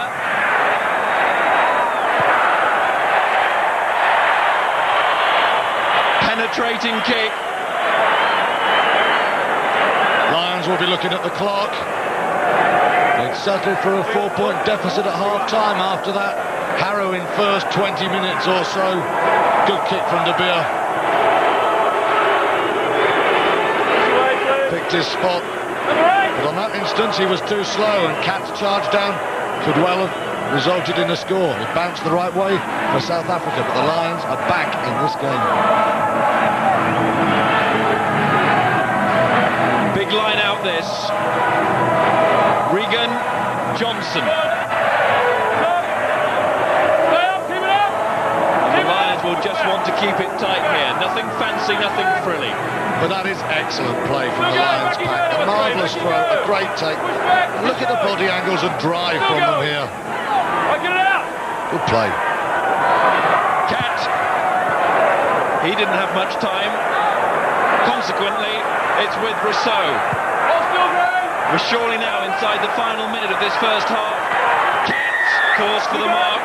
Could have got a penalty actually because they tried to tackle him in the air, but he wasn't going to hang around. And look at the Lions try and move it through Guscott to Jenkins, and Jenkins is blazing upfield. He finds Neil back onto Scott Gibbs. He stands his ground. Cat takes it on. Oh, that's magnificent rugby. Can they keep it going? Out to Bentley. Onto Smith. It's gone forward now. Crying shame. Cat started it, and at the end, Smith and Wallace on the overlap. That was the best moment of the first half. Brilliant rugby. There goes the siren, which ends a quite amazing first half in this final test match. Gary Teichmann's side lead. Martin Johnson knows that the Lions are coming right back into this. Montgomery got the try, but it's Neil Jenkins with 3 more well-struck penalties in an incredibly pressure environment, and a record-breaking moment for him, which sees the Lions just trailing by 4 at the interval.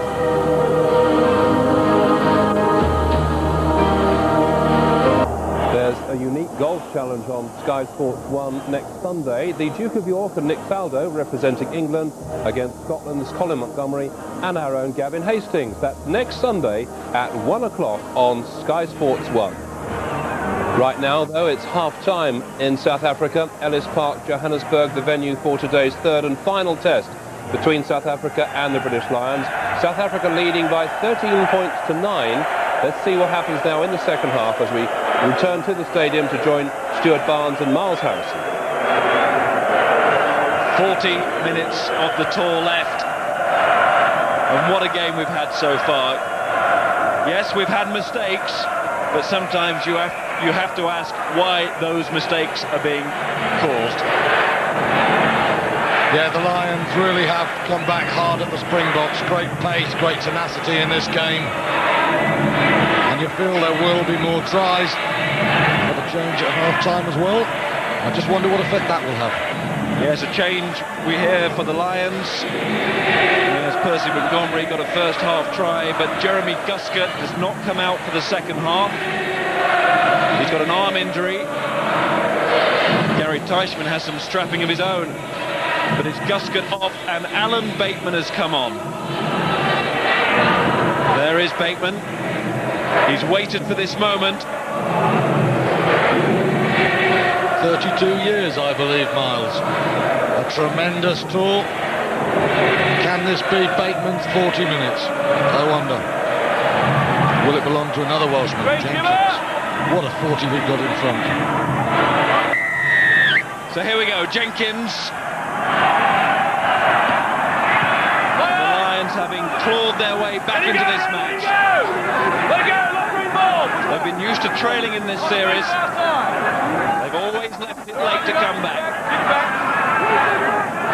Both in Cape Town with the Dawson and Tate tries, and then in Durban with the Jenkins penalties and Guscott drop goal. This is back off to Cat. alongside his Welsh partner Bateman. Number 7. That was too static. Tom Smith. Let it come now. Dawson. Stimpson. You remember replaced Tony Underwood in the first half. Let it come now, let's see. Smith. Cat. Lively start from the Lions. Delanio, Wainwright, the two back row men. And there's the other, Neil back. Didn't strike it well. Bobbling around dangerously. Van der Westhuizen loves it when it opens up. Rossouw. Bennett ripped off him by Bentley. Well played, John Bentley. Captain everywhere as well. Martin Johnson involved too. Lions turned it over. Gibbs. Back. Looking calm under pressure, but the pressure was always building. Montgomery's going. Now it's a race between Montgomery and Jenkins. Getting across his Bateman. Ball needs to go out for the Lions. Wainwright has it. Stimpson, just get rid of it. Had to be the call. Well, that's one of life's mysteries. How on earth did South Africa not score there? Jenkins really was struggling for gas against Percy Montgomery.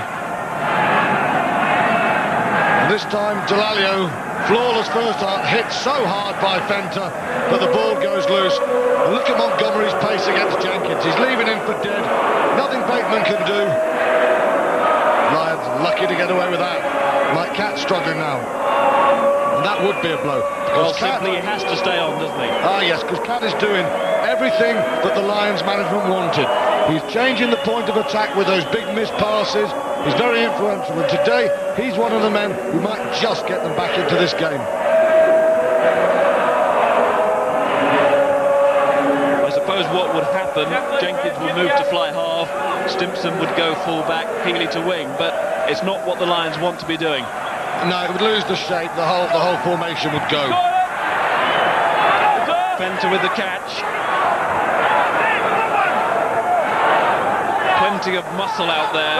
Still up. Let it go, Red, let it go! Really have clashed today, these two sets of forwards, De Beer and Skoltbeek. Cross forward, red ball. And the ball was knocked on. Red ball. At the bottom, red ball. An unforced error there from the Springbok midfield. Complicated little move, Yanni De Beer changing the angle. Scissors ball, but it's a bad pass behind Yanni van Schalkwyk. And the ball just pops forward. Thank you. Well, that was always the doubt about De Beer's play. How would he release the backs? Delanio back. Wainwright was the link, then it was on from Johnson to Dawson. Now it's Bentley.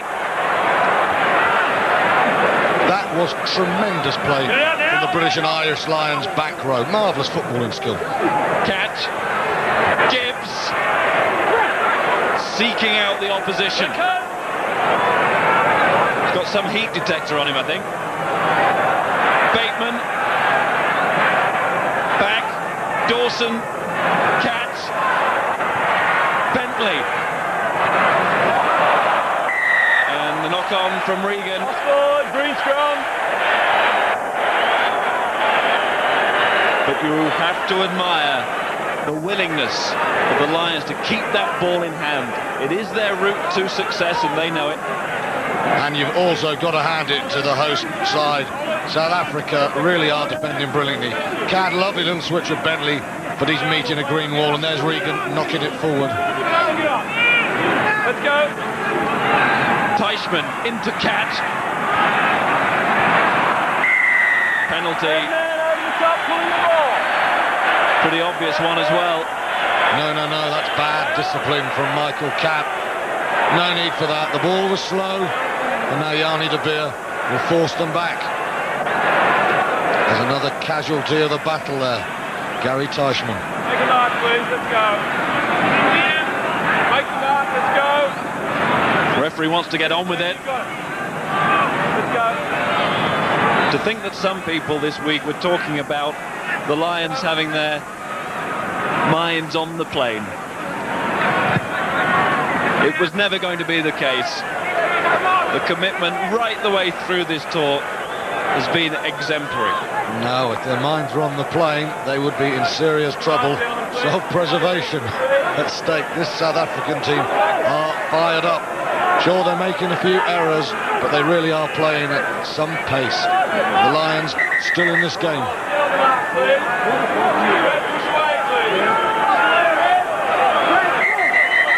South Africa's throw into the line out because it was a penalty. And the Lions did move away there, didn't leave a gap, and it's a free kick. Stand up! Van der Westhuizen really can't afford to lose another score here today with South Africa firing. Durant, Van der Westhuizen, Snyman, Van Scotveit lost it. And he lost it because of the weight of tackle.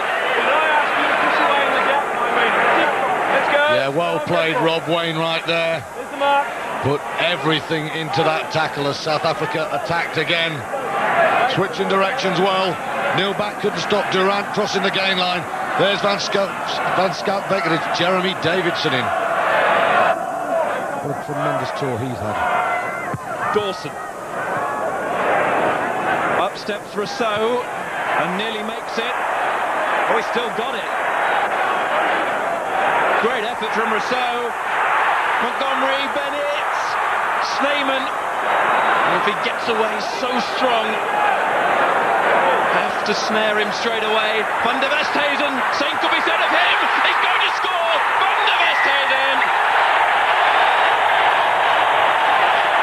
Absolutely remarkable how this man keeps on doing it. Try after try, scored in that fashion.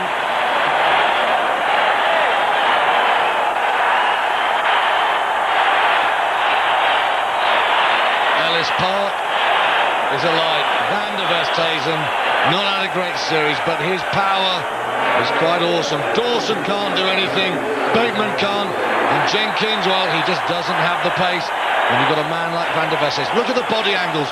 Dawson's the man who misses the tackle, then it's the acceleration away, the swerve on the outside, and the Northern Transvaal scrum half has done what he's done so many times for his country. Wonderful play.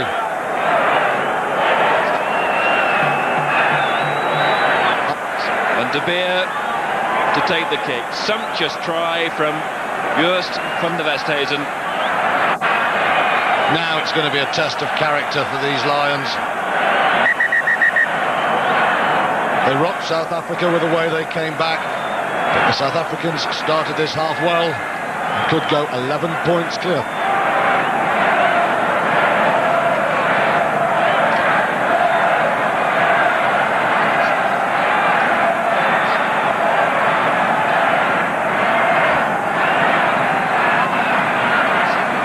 De Beer, 3 out of 4.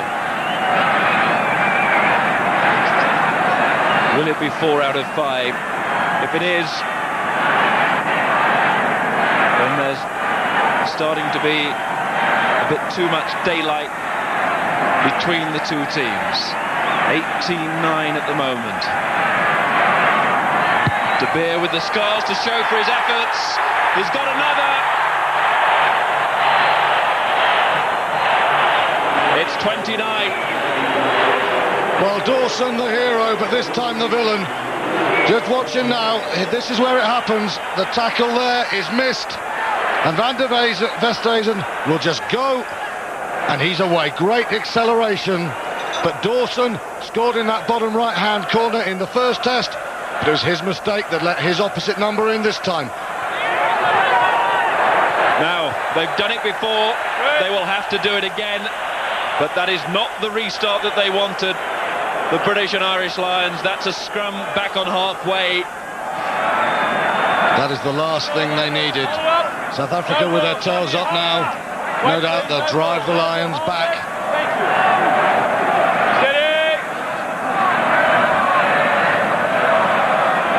It's been a match rich with attacking flavour. Can the Lions certainly on the back foot now, come up with an attacking response in this environment. It's going to be tough. And Yanni de Beer just getting some rhythm there. They know with an 11-point lead they can drive the Lions back. And they're defending so well it's going to be very hard to strike, but the Lions do have match winners in their team. There's one of them, Martin Johnson. And look at those forwards go again. Tom Smith, right in there where it hurts. Penalty comes. Here it is. Cat, Bateman, Jenkins, Bentley waits, and Bentley goes, cutting back inside. Stay up, Green, stay up! Dawson. Now the penalty seems to have gone here to South Africa. That was the way the referee initially indicated. He also had to sort out another Barney. Against you, straight up. Martin Against Johnson. you, straight over the top, killing the ball.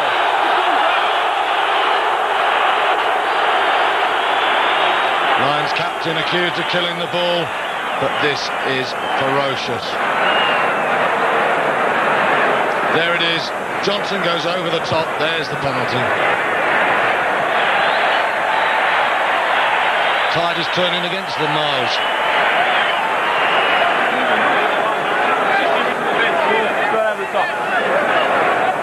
Yes, but one thing's for certain.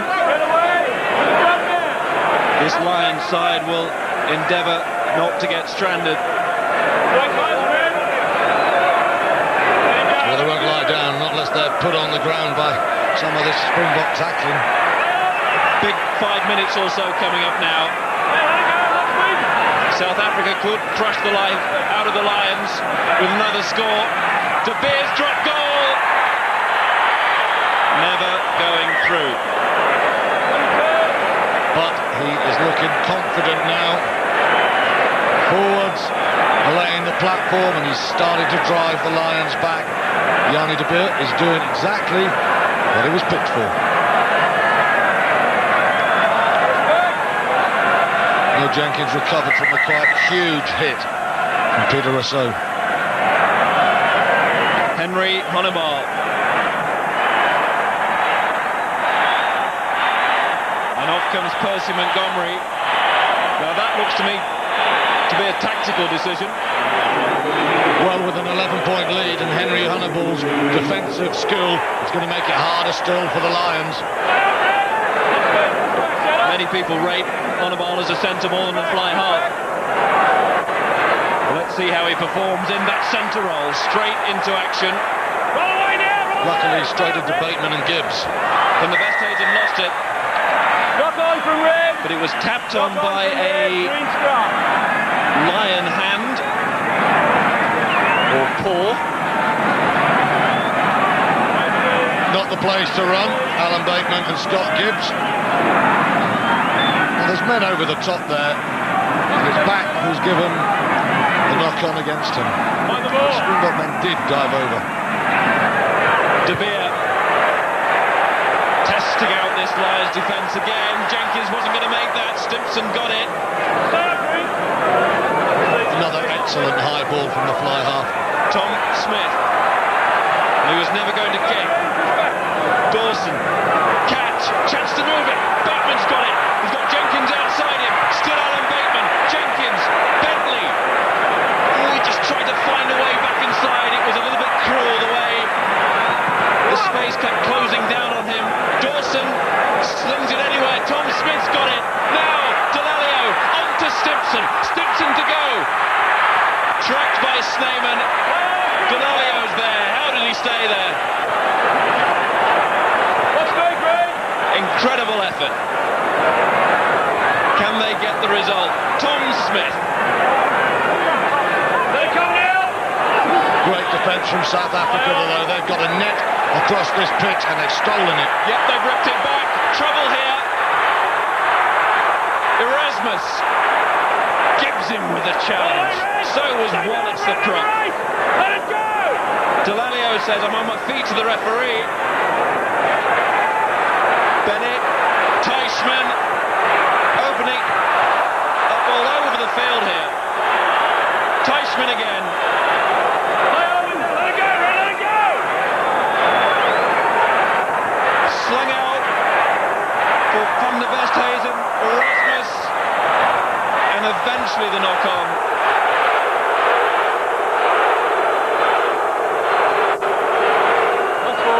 Well, we've seen it all now. Oh, it's breathtaking stuff. Just Phil, South Africa lost a little bit of shape there. Great hit from Davidson again, and Smith's hand knocked it backwards. But I feel with the men they had, they should have kept it in hand, and that was a speculative long pass there from Rossouw, which he didn't need to make. Keep the ball alive. They had the Lions defence stretch. It's not on. Take the tackle. Steady, steady. Wait, please. Wait for the loss. Hold it for the loss. Hold it. Piers, I'm just going to tell Not sure how much that phase of play could have gone on. Free kick, Paul Wallace.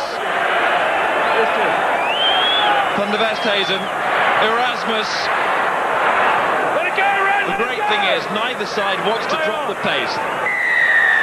Offside, number 4. There it is. Trespassing again, the Lions. Get on 10, please. Just back. Touchdown. Got to stop to throwing these penalties away. It's costing them dear. Yes, Yanni de Beer. Lethal form with a boot. Off the ground and out of hand, and he's punishing them. 20 points to 9. If this goes over, it's 2 converted tries to even draw level. A big kick.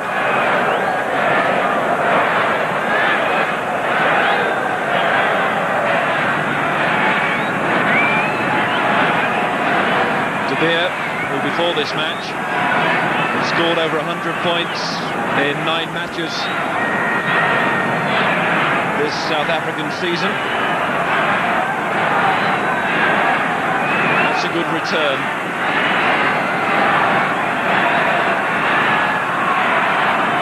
He's shown that he's had the nerve.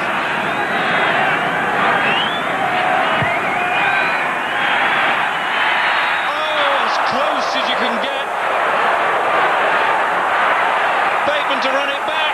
Bateman's going. Bateman's still going. Tap tackle. Take a bow, Alan Bateman. He won't do it yet though. Tom Smith and Paul Wallace, the props. That one's Wallace. Number 10, run away. There's the ball. They're everywhere. Dawson. Stay up, Green, stay up. Jenkins. Cat.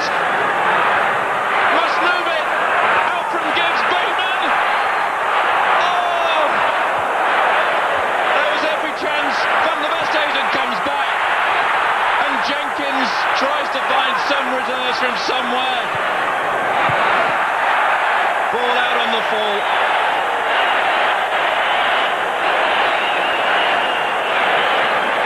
Well, Alan Bateman started that passage of play with a brilliant break, but I just wonder whether he shouldn't give her that ball. Teichmann came in with the tackle, but I thought there was an overlap. Instead of a score, the Springboks now drive the Lions back. And for the first time, I thought they looked a little bit weary. I agree. Signs of tiredness in the Springbok camp. But they won't be tired in this half of the field. They certainly won't let it show. Still going, still going. Get out now, get out. Come on. Lions have got to hang on in there. De Beer, Honiball. Decision to run back was from Snyman. I think it was the right one as well. Lions were drifting across well, and what Snyman has done is given his side and Oost-Durant a chance to restart the ignition. Hands on the deck. Up you get, boys. Up you get. Push back. Oost-Durant driving into the heart of the Lions. That's time. The tackling on the gain line not up to the mark. The big ox put on his backside last week, this time administering his own driving play. Smith can't do anything, he's through Johnson. And by the time Cat gets him, he's gone too far. Johnson there, hands on the ground. Captain has given too many penalties away this afternoon. May have taken its toll there on Big Oz. I don't think he'll want to go off at the moment there, Miles. I wouldn't like to have to tell him he had to go off.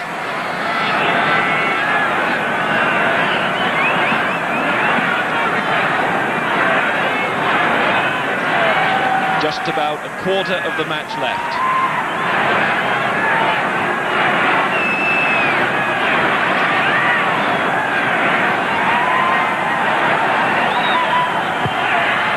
On its way, doesn't hit Wolf this time. The ball sweeps through the posts, and South Africa inch ever closer to victory. Well, they've done well in the second half of South Africa. The Lions came back in the second quarter of the game. The momentum was swinging their way, but South Africa have picked the game up. It's a game they must win, and it's starting to show that iron will. Ball knocked on, then it hits the referee, so he'll go back for the original knock-on. Neil back frustrated there, because there was a little bit of space. Now the Lions have got to break down this well-organised South African defence. Let's remember, they haven't scored a try for what? 140 minutes plus. Steady. Box speed. Yes, they relied on the boot in the second test. Delalio and Back just couldn't combine. Knock on. Looks like an odd decision really to attack in that back row area. But the problem is that South Africa's wide defence is so good, they've got to do something to suck them in. That's why they attack there. But the weight of tackle is forcing the British and Irish mistakes. There's Oz Durant battling, and I think he is coming off now. Yes, battling for the final time. Adrian Garvey's come on to win his 9th cap. Honiball scrum half. And straight into that scrum. De Beer, charged down by Cat, on to Gibbs. Now who can stop Scott Gibbs? Stay up, Green, stay up! Well, the answer, the South African cover, which was quite superb and alive to the threat. Off your feet, Green man! But it's a penalty. Green man! That's the second time Mike Cat's aggressive defence has led to problems. 2 charge downs, but it was tremendous defence from South Africa. 3 of them there. Cat, not even a thought about kicking that one. They need a couple of tries and a couple of conversions to get on level terms. This is Dawson. Roll away, Green, take it off! Push back! Back, off to Delalio. Wainwright. Let him go! Green man, Bodies lying on the wrong side. South African ones. Dawson doesn't want to hang around. Matt Dawson!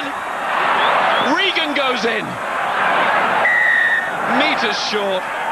Red scrum, here it is. The Lions are going to get the put in though. And that means that Mark Regan must have got that ball on the floor. Not quite as far as he'd have liked, but this could well be the Lions' last chance. Dawson sniping. Great tackling, and Regan comes in. Lions might be lucky to get that decision. I can't quite see how he got that down. But 14 points down with just 18 minutes or so left. They have to score a converted try from this situation if they're to save this match. Stand up. The scrum have to score, and also here have to maintain their discipline.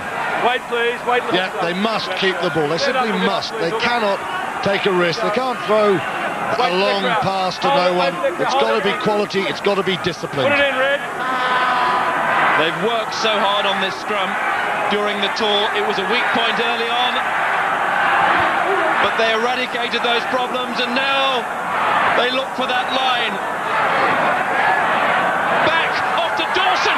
Dawson's going. Dawson's scoring.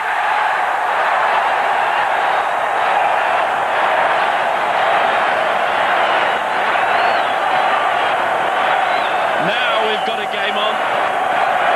A chink of light. Fabulous footwork from the Northampton scrum half. Just watch a little show there. Yanni de Beer, Dalton, and thank you. Anything Van der Vesthuizen can do, so can I. Beautiful footwork, lovely two steps. That is a quality try. Brilliant.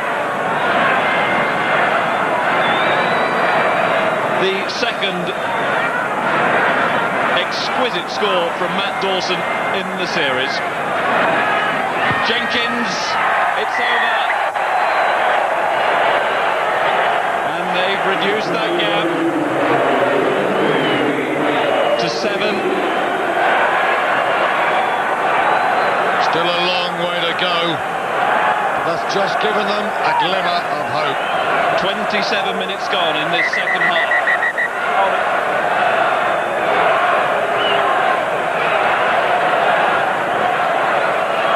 They simply must win this restart. They must drive back into South African territory and re-establish an attacking platform. A frenzied atmosphere now at Ellis Park. Let it come now, Drew, let it come! It's difficult to see how the crowd could produce any more noise. Dawson, the try scorer. That was too close to Rossouw. Russell Bennett posing that problem again. Tyrone was there.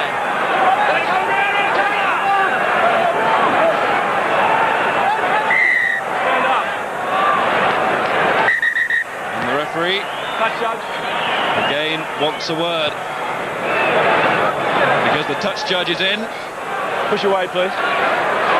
Number 6 screen. Stamping on the shoulder. Tremendous counter-tackle, Russell Bennett. Sinuous mover.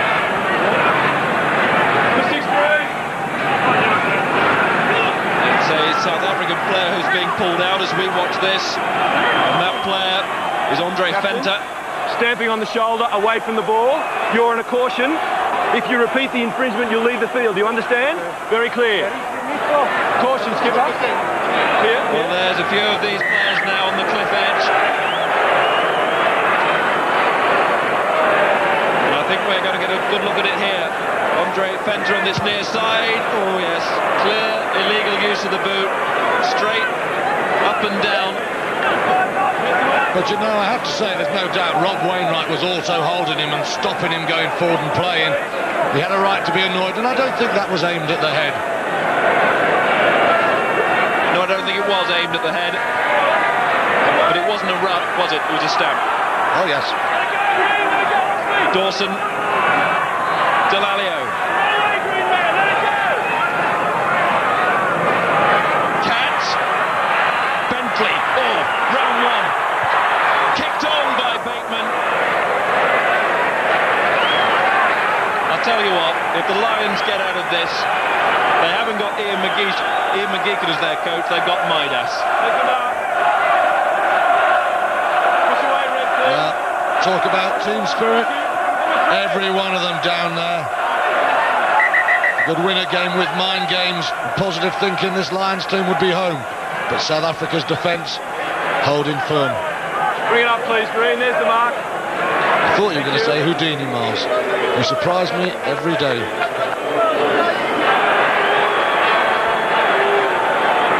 Now there's been a change at hooker for South Africa. Drotsky is wearing 20. He's come on for Dalton, and that is De Beer, and that's safety first. Lions have settled for that. It's not a long kick. It's not a good line out. Yanni de Beer under pressure all the time. They were never in control of that ball. It's an interesting choice. Obviously Dalton tiring, he hasn't played that much rugby, but he's given them a good platform and he's been very aggressive. We're really starting to see now the use of substitutions, especially in test matches. not certain that hooking change is one I'd have gone along with. Stolen at the tail by Erasmus. And the Westhuizen knew that Dawson was going to be there so quickly. De Beer, Bentley, chance to run it back. John Bentley. And he retained the ball. Smith. Neil back. Needs some support. Where is it? Wallace. Johnson. Cat. Now they're really moving it. Bateman linking. Just wouldn't go to hand.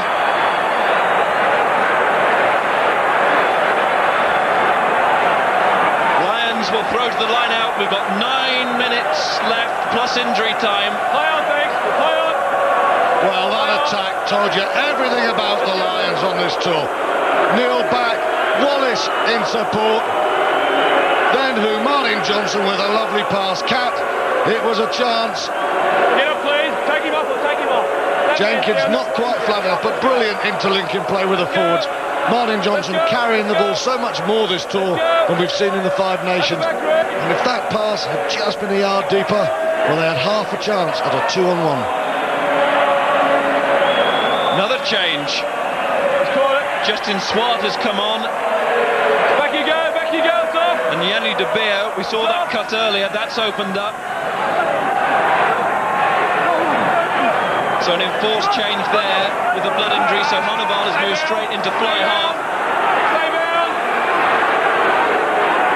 And the Lions squeeze their way on. Dawson adds his weight, also the vocal encouragement. Keep going, he screams to the pack. The referee says the maul's still on the move, it most certainly is. Ball's coming, stay there. Now it's back with Dawson. Digs it out. Cat, good pickup. Gibbs to Bateman. Wainwright, risky pass, but it had to be done. Because South Africa were flooding through. Penalty, presumably for over the top. In on the side, number 5. Jeremy Davidson you got it. Didn't come in from behind the hindmost player, came in at the side.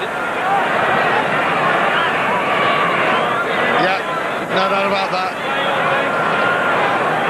Lack of discipline there from Jeremy Davidson, who has had a tremendous game and a tremendous tour. But you know, we've talked about the Lions' defence, but South Africa's has been equally impressive today. Just 5 turnovers in the match. A good effort from both teams. Especially when you think how much ambition there's been. Van Schalkveld on Gibbs. Centre on centre, hard stuff there. I think that's where Tyson got one in the face. Nothing intentional about it, just a stray boot. May well have been his own player. Fritz van Heerden's come on. And Schalkveld, Snyman. We know all about his pace when he gets away. Van der Westhuizen, Honiball, Erasmus. And he knows all about international rugby now. What a debut he's made. Honiball, driven through the middle by Rossouw. It's out to Snyman. Bentley with a tackle. The try has been given.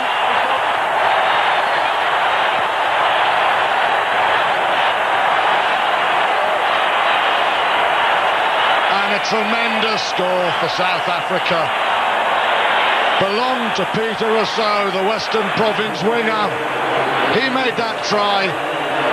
He has had an extremely impressive afternoon's work. And Andre Snyman is the beneficiary. But the Lions' defence unplugged there. Bateman burnt out. Cat gets the tack tackle, but that's a brilliant pass under pressure. And despite all of Bentley's efforts, Snyman is always going to get in there. Tremendous play. Change of pace there. Electric. Cat got in just in the nick of time, but the damage was done. That's a very fine try. And Henry Honiball has taken over the kicking duties with De Beer off the field.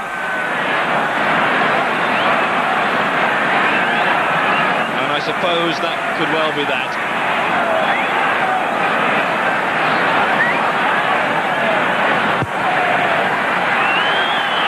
Miss from Honiball. Really hasn't got any form in his kicking. But I just wonder how much the Lions rue giving away the initial penalty, which put them back on the defensive. Yeah, discipline and defence have been key words. Discipline let them down with a penalty, and then the defence was split asunder by the pace of Rossouw.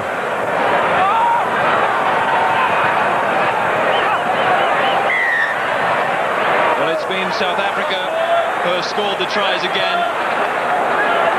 Dawson's nipped in for the Lions, but the difference today, South Africa have also kicked their goals, and because of that, they've got a healthy lead. There's also been more pattern to their play, no doubt about that. You can see what they're trying to do. It was just all forward power in the last 2 weeks. This time there's been a balance to their play. There will be a fair bit of injury time, but the Lions have got to strike now. Jenkins, Bentley, 4 or 5 green shirts crowd him out, but it still keeps going. Stimpson. Let it go, Green, let it go! Dawson, Cat, Bentley again, but Honiball wanted that tackle. Gibbs, he wanted that. Let him go, Green! Another Gibbs bombardment. Smith. 3 minutes plus injury time. Gibbs gets it away. If they're going down in this game, the Lions, they're going down fighting. Remember, it's their series. Dawson. Cat. Wainwright. And Delalio on his shoulder to help him out. And that is why the ball has come back again to Cat. Back. Neil back. Ooh, just couldn't get the ball away.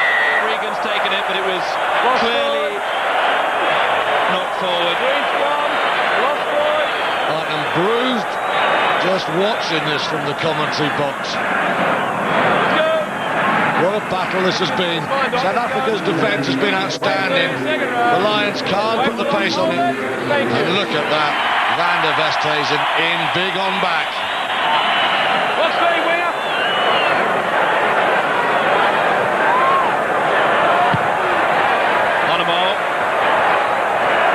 A testing kick.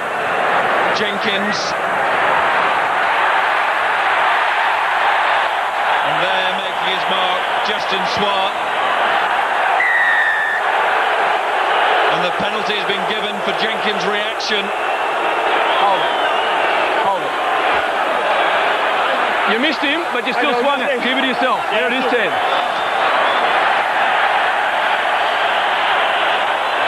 The decision has to be made here by the standing captain, Joost van der Westhuizen.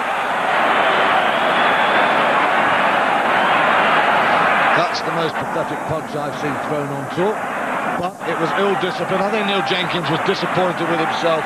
It was a bad option. He didn't want to go into touch, and Justin Swart controlled that. Little display of petulance. But I think Jenkins now knows that the day is done. Today will belong to South Africa. The day will, the series won't. But here in Ellis Park, well, I was going to say that could well be the crushing blow. It isn't. We're drifting towards injury time, inside the final minute. Get across the line. There'll be 4 minutes or so of injury time. Here's Jenkins. Well, there should be. Venter everywhere this afternoon. Tremendous effort from the below form Free State flanker, but not today. Van der Westhuizen.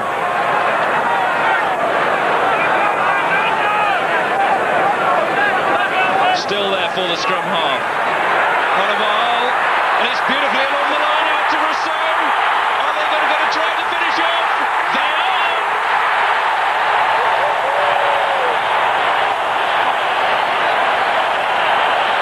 South Africa have something to for their efforts in the series. That's a tremendous way to finish this series. Rossouw made one for Snyman.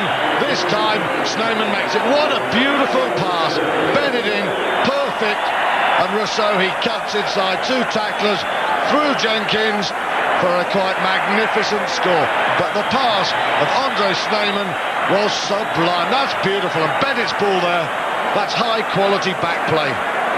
The Lions, for once, left for dead. South Africa deserve this. You can feel the lives surging back into South African rugby as Honiball lands the conversion. And what will make the home supporters delighted is the younger players who've been shining through. Bennett and Rossouw. Yes, those two have been quite exceptional. Snyman's looked good when he's come into the centre. It's been a solid performance from South Africa. And this is the most points that the Lions have ever conceded against South Africa. 35 now on the board against them, to the Lions 16, and I don't think South Africa have stopped there. Vengeance is mine. Honiball on for debut. Yes, the Free State scrum half is on.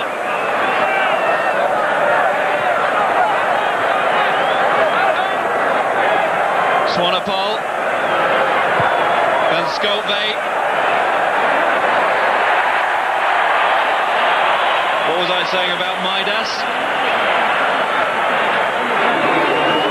Golden boot this time from Van Schalkwyk. It's happening today, isn't it? Last 2 tests, those balls were going out on the full. This time, landing inches inside.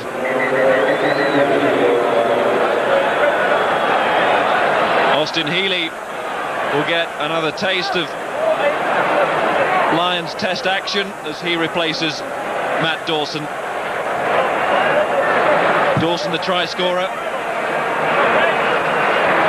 Healy now the defender. Just seconds remaining.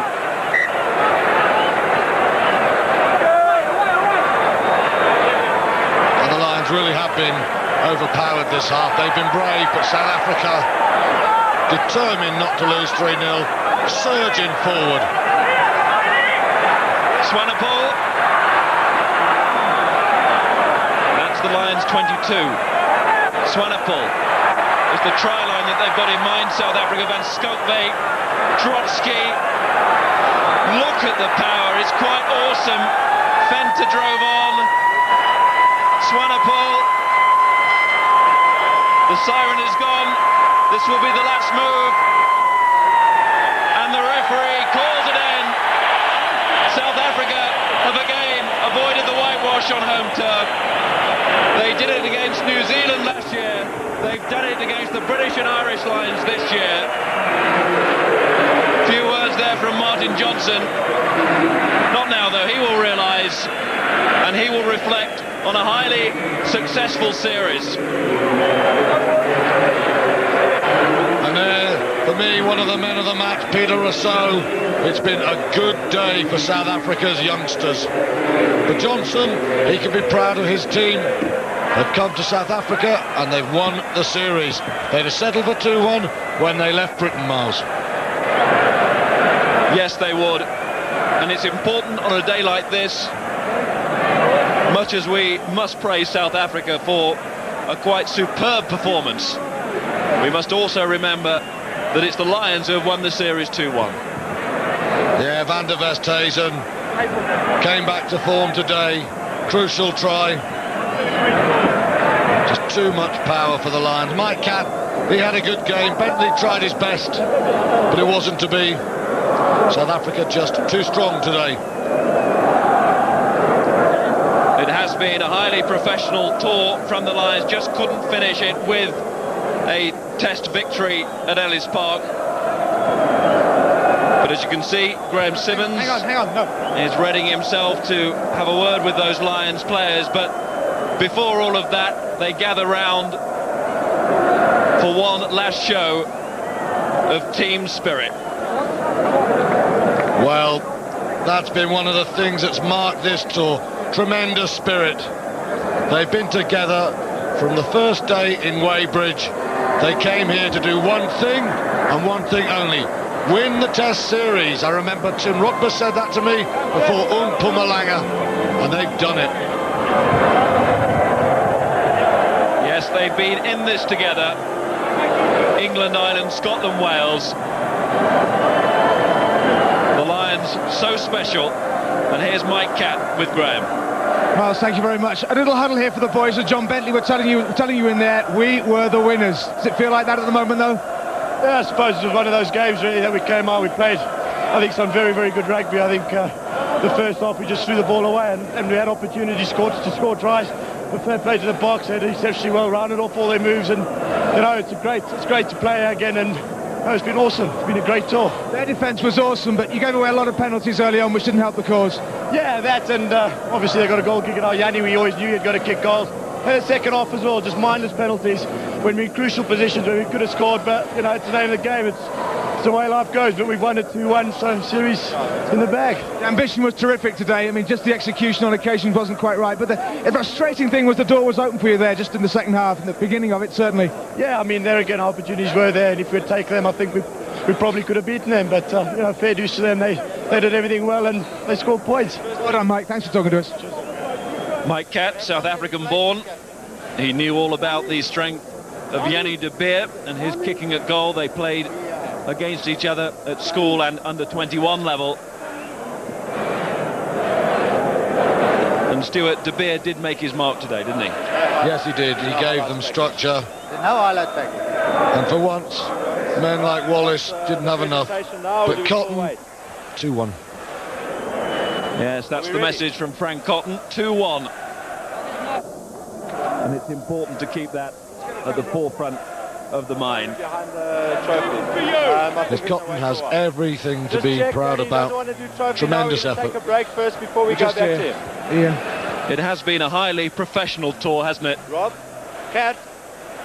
And perhaps we'll talk about that in just a moment. But first of all, we'll go back down to the pitch and have a word with Ian McGeechan. Miles, thank you very much. Geach, mixed emotions at the moment, I should think. Yeah, we let the game get away from us in that last 15 minutes. I thought 23-16 and one or two more chances, and I think we had them rocking. But to be fair to South Africa, they played well, you know, in the second half, and unfortunately we gave them a little bit too much room, and they looked, you know, they showed how good they can be. Just talking to Mike Catt a second ago and saying the ambition today was phenomenal, but there were one or too many mistakes, weren't there? Yeah, but you know, you've got to have let these players play, and they were so close sometimes to just finishing the thing off, and you know, you can't criticise them for that. I hope, you know, now from here on in, these boys will keep playing with ambition, because that's the only way forward for us, and that's the only way we'll compete in the next World Cup. Try and sum up, I know it's difficult at the moment, Ian, but just try and sum up this tour. You've been on, what, 3 Lions tours now? Try and sum up this one in comparison to the others and what it's meant to you and the players. Oh, I think this is the best one ever. I think, without a doubt, the whole unity, the players have been tremendous. You know, and I think we've played rugby which has been closest to our hearts, and you know, to come to South Africa when everybody had written us off and win a series, I think is always going to be very special. The hair will grow back in, you know. Ultimately, yeah, sometime. Good luck to you. Thanks for talking to us. Thanks, Graham. Ian McGeechan talking about the attitude of mind of those players and how he hopes they will take that back, along with this professional approach which has been so evident here in South Africa. Watching all of this, back in the studio, Dowie Morris, Ian Evans and David Bobin. David. Thanks very much indeed, Miles. Yes, we are certainly here in the studio in London. Disappointed, I think we have to say, but overall, of course, South Africa have now put some respectability back to their game. And let's not forget they are the world champions, and also let's not forget or lose sight of the fact that the Lions have produced the most incredible performance. They won this series 2-1, and it really has been a quite outstanding achievement. Let's just get the thoughts of Ian Evans, who's fresh back from South Africa. Ian, it wasn't to be in the end, that 3-0 whitewash, but nevertheless, overall, I think we're all proud of them, aren't we? So proud. Yeah, it's so typical of Ian McGeechan to encapsulate everything in a few words. You know, the way we played, the way we stuck together. You know, I think we captured the hearts really of the public back home in Britain. The way forward for us is to play total rugby.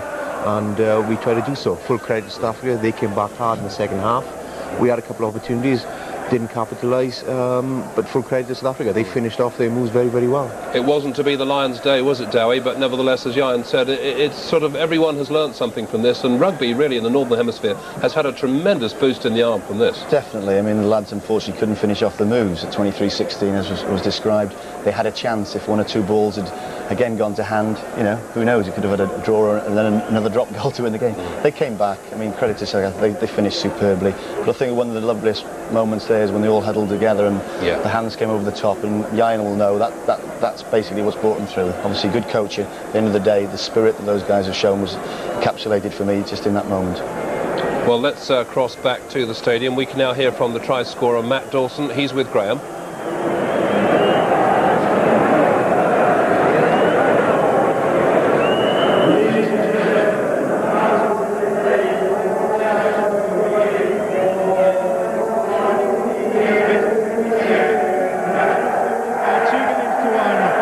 As you can hear, we've obviously got a slight problem with Matt Dawson. Director will present the we will now stay with the presentation. Hopefully we'll hear from Matt a little later. And Martin Johnson, a giant of a man in every sense. What a series he's had. And a terrific moment for him and the rest of the Lions squad. We saw last week that he does have emotions. He hides them pretty well most of the time, but we saw without doubt it was an emotional moment, wasn't it, to Dowie last week when Jono had just captained the side to that 2-0 win, and I mean, it's a rare sight to see Martin Johnson on the verge of tears. We did say last week, I mean, I've been lucky enough to play with him and against him, and I've never seen him like that, but credit to the man, he has got a heart. But I think what was nice again then, Jono was straight off the stand to get the cap to the lads. He didn't want any glory himself, straight off the stand. It's a team game, obviously the lads had done it. And there's one sitting next to me here, and I know where he'd rather be, I think, at this moment in time, but, credit to the boys. Yeah, and there's no doubt that Martin is another player who's had his critics. There were those who said, why should he captain the Lions? He's not the right man. But in fact, it's turned out to be absolutely the right decision. Oh, spot on. He's led from the front. He's shown, by example, what is necessary to succeed in South Africa. Yes. And as Debbie just said, we were there, we won the series based on team spirit.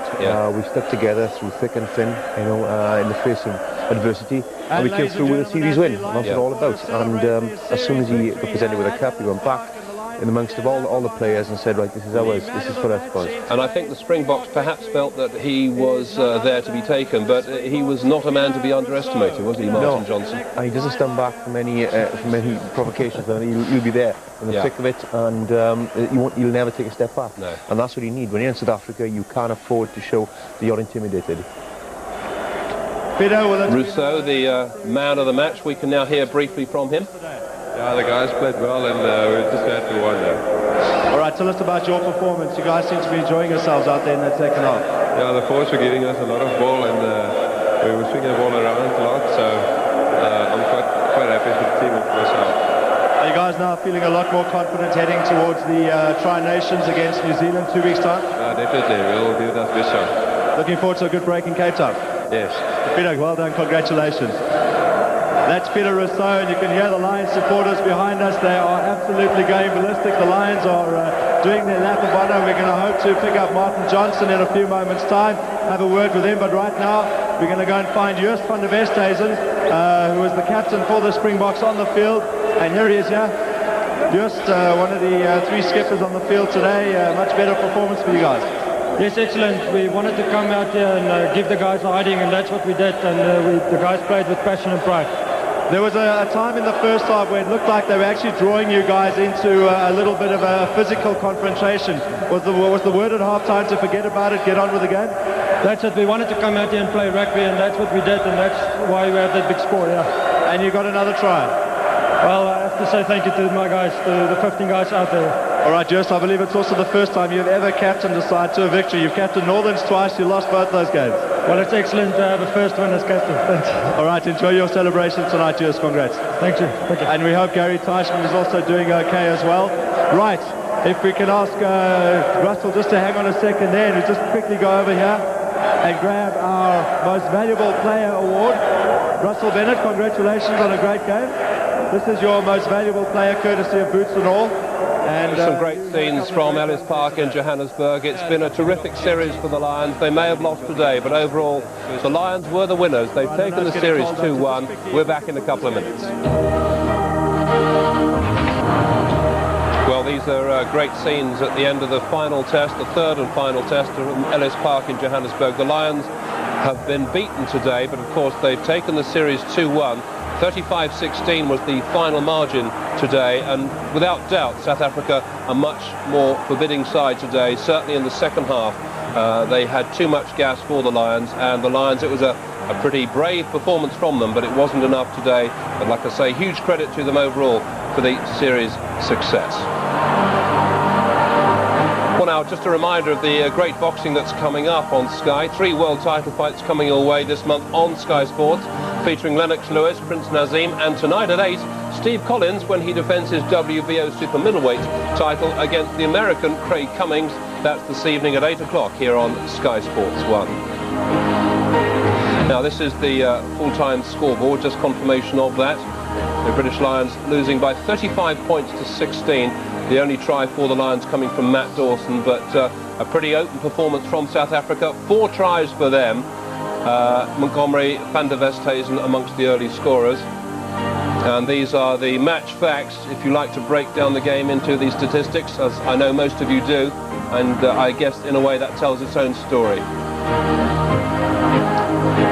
Well, Ian Evans and Dowie Morris have been here watching every ball as the game unfolded, and we're slightly disappointed, Dowie, it has to be said, but we do recognise that South Africa was certainly much more capable today. Yeah, it would have been the icing on the cake, obviously, to whitewash them, but they came back, they showed what quality players they are, and they finished off better than we did, unfortunately. Again, it could have gone both ways. At one stage we were pressing, but you know, they finished their scores off. It was a much more balanced performance from South Africa, wasn't it, Ian, don't you think? Yeah, throughout the side. Yeah, full credit to them. They played particularly well. They took their opportunities.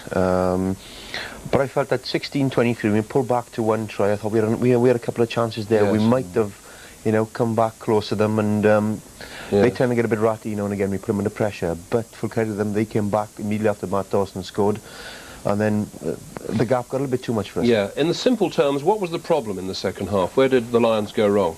Well, full credit to South Africa. They put the pressure on us. We gave them a little bit too much room, possibly. You know, but they took their chances. They closed us down. They made us create a couple of turnovers when in crucial areas when we were on attack. And you know, it cost us dear. We failed to capitalise on those opportunities. Yeah, we'll talk about the game a little more in just a moment. But right now, we can hear from Martin Johnson, the Lions captain. He's with Darren Scott. There were a couple of people before the game that were saying that you guys even exceeded your own expectations when you'd wrapped up the series after 2 tests. Is that fair comment, or was that the whole plan? Well, you always plan to win your games, so yeah, but being 2-0 up it was difficult for us to take the last week and know what to do. But I'm happy we came out and gave it our best shot, and the Springboks were the better team today, and fair play, they won the game. They took their chances, and they won the game fair and square, no complaints. All right, it's been amazing just how much of a unit you guys have looked during this whole tour. It's been a togetherness all the time. That's been a key part of the game. It's the only way to win in South Africa. You've got to be, you've got to be together, and it's a very hard place to come and tour. The provincial teams are very strong. The Springboks are very, very hard to beat at home, or anywhere for that matter. So we knew from the outset if we weren't together as a squad, we had no chance. All right, Martin, just one final question. Fran Cottony and McGeechan, I think they must be sick and tired of people saying 74, 74, 74. So from your side, other than your players who played a big role, just how important were they to this whole victory? Well, they played in 74, and I think they quite like people talking about it, to be honest. But their planning and their management was key, because the managing was so efficient that it just left us to play the game, and we had nothing to worry about apart from playing rugby for 8 weeks, and we did that quite well. And the boys will thank them tonight for their job. All right, Martin, it's been a pleasure having you guys in the country. The Lion Lager Trophy is down below you there again, so we're going to let you maybe do another lap of honour to warm up. Thank you very much, and enjoy your trip. Have a safe trip home. Thanks very much. Cheers. Martin Johnson, ladies and gentlemen. Yes, well done to Martin Johnson and, of course, the rest of the Lions squad. Ian, I know you were feeling that right throughout this series, the Springboks perhaps never really gave you the credit you felt you deserved. I think that's something we were aware of throughout the tour. You know, it was always criticising the opposition rather than giving us credit. Yes. And I think it's one of the points that really the boys picked up on and used it really to give them more of an impetus, I suppose. The fact that they weren't giving us any credit, and you know, and you can see the initial reaction there was the fact that were you surprised to win 2? Well, as a matter of fact, we weren't particularly surprised. You know, we deserved what we got, and we won the series. What about some of the star performers, if you like, Dowie? I know it's difficult to pick players out, but I mean, let's take, for example, Matt Dawson, who's a man who went out there really unfancied, but he's actually come through and taken the opportunity. And there are 1 or 2 others, John Bentley, for example. These guys have got a terrific platform for a great season coming up, haven't they? Without a doubt. I mean, Matt obviously played for England a couple of years ago, then got dropped, and he went out 3rd choice. No one rated him, but that showed the character, obviously, of the man and also of the squad. That it didn't matter whether you're first shot. There was no test side picked, even probably until the first test. No one knew exactly when he was going, and he's proved it. I mean, he's a quality player anyway. They wouldn't be on the tour to start with. But the likes that we've talked about before, Jeremy Davidson. You know, it was going to be Shaw Johnson the second row. No problem. Jason Ledder was going to come in there. But credit to the 2 people I want to mention is Lawrence Delaglio, which I haven't mentioned probably in the 3, who has been probably my man on the tour. I mean, everyone talks about Neil Back. But the tackling that he does, and another guy, Tom Smith, who was generally thought a good club player, you know, lucky maybe to play for Scotland. What a guy! I mean, he scrimmaged his heart out, but he's also got you know, fantastic pair of hands on him, and quality, but all round. I mean, Scott Gibbs tackling the centre. Where'd you go on to? Absolutely. Well, we tried a little earlier to hear from Matt Dawson with Graham Simmons. We'll try again. Well, personally, it's been a great success for me as I've always concentrated on my game right from the very beginning, but that's all stemmed from a great team performance and atmosphere. Straight from Weybridge, we came together really well, and we made friends very quickly. And as I'm sure Lawrence has said, that, you know, no one went off tour, nobody split from the camp, there was no dirt trackers, and that was why we were successful. I know you're heading off to Australia now, but are you looking forward to going home? I'm desperate to go home. I know there are hundreds of people in Auntie Ruth at the moment, and they're having a great time, and as for my family and Natalie at home, they're all everyone's been supported just superbly well, and we look forward to getting home. Well done, Matt. Thanks very much, mate. Cheers. I think Matt Dawson's sort of summing it up, really, Ian, in terms of the team commitment right from those early days that you mentioned. Yeah, it's very difficult to isolate individuals. It's been, if any tour has ever been a squad effort, this is the tour that's epitomised that. Yeah, and just final thoughts sort of on these boys, Dowie. I mean, so many of them, Matt Dawson we were just discussing, have emerged and taken full credit, and I guess the whole squad will come back.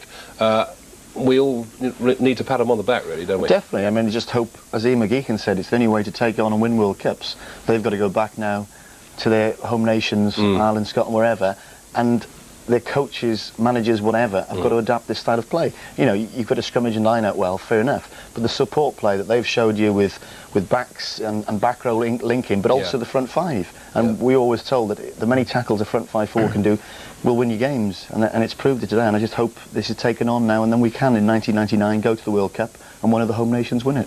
Well, despite the result today, Neil Jenkins will certainly have had a tour to remember. He's broken Gavin Hastings' points record for the Lions. He now, Neil Jenkins that is with Graham. Well, Neil, a strange feeling of emotions at the moment, I should think.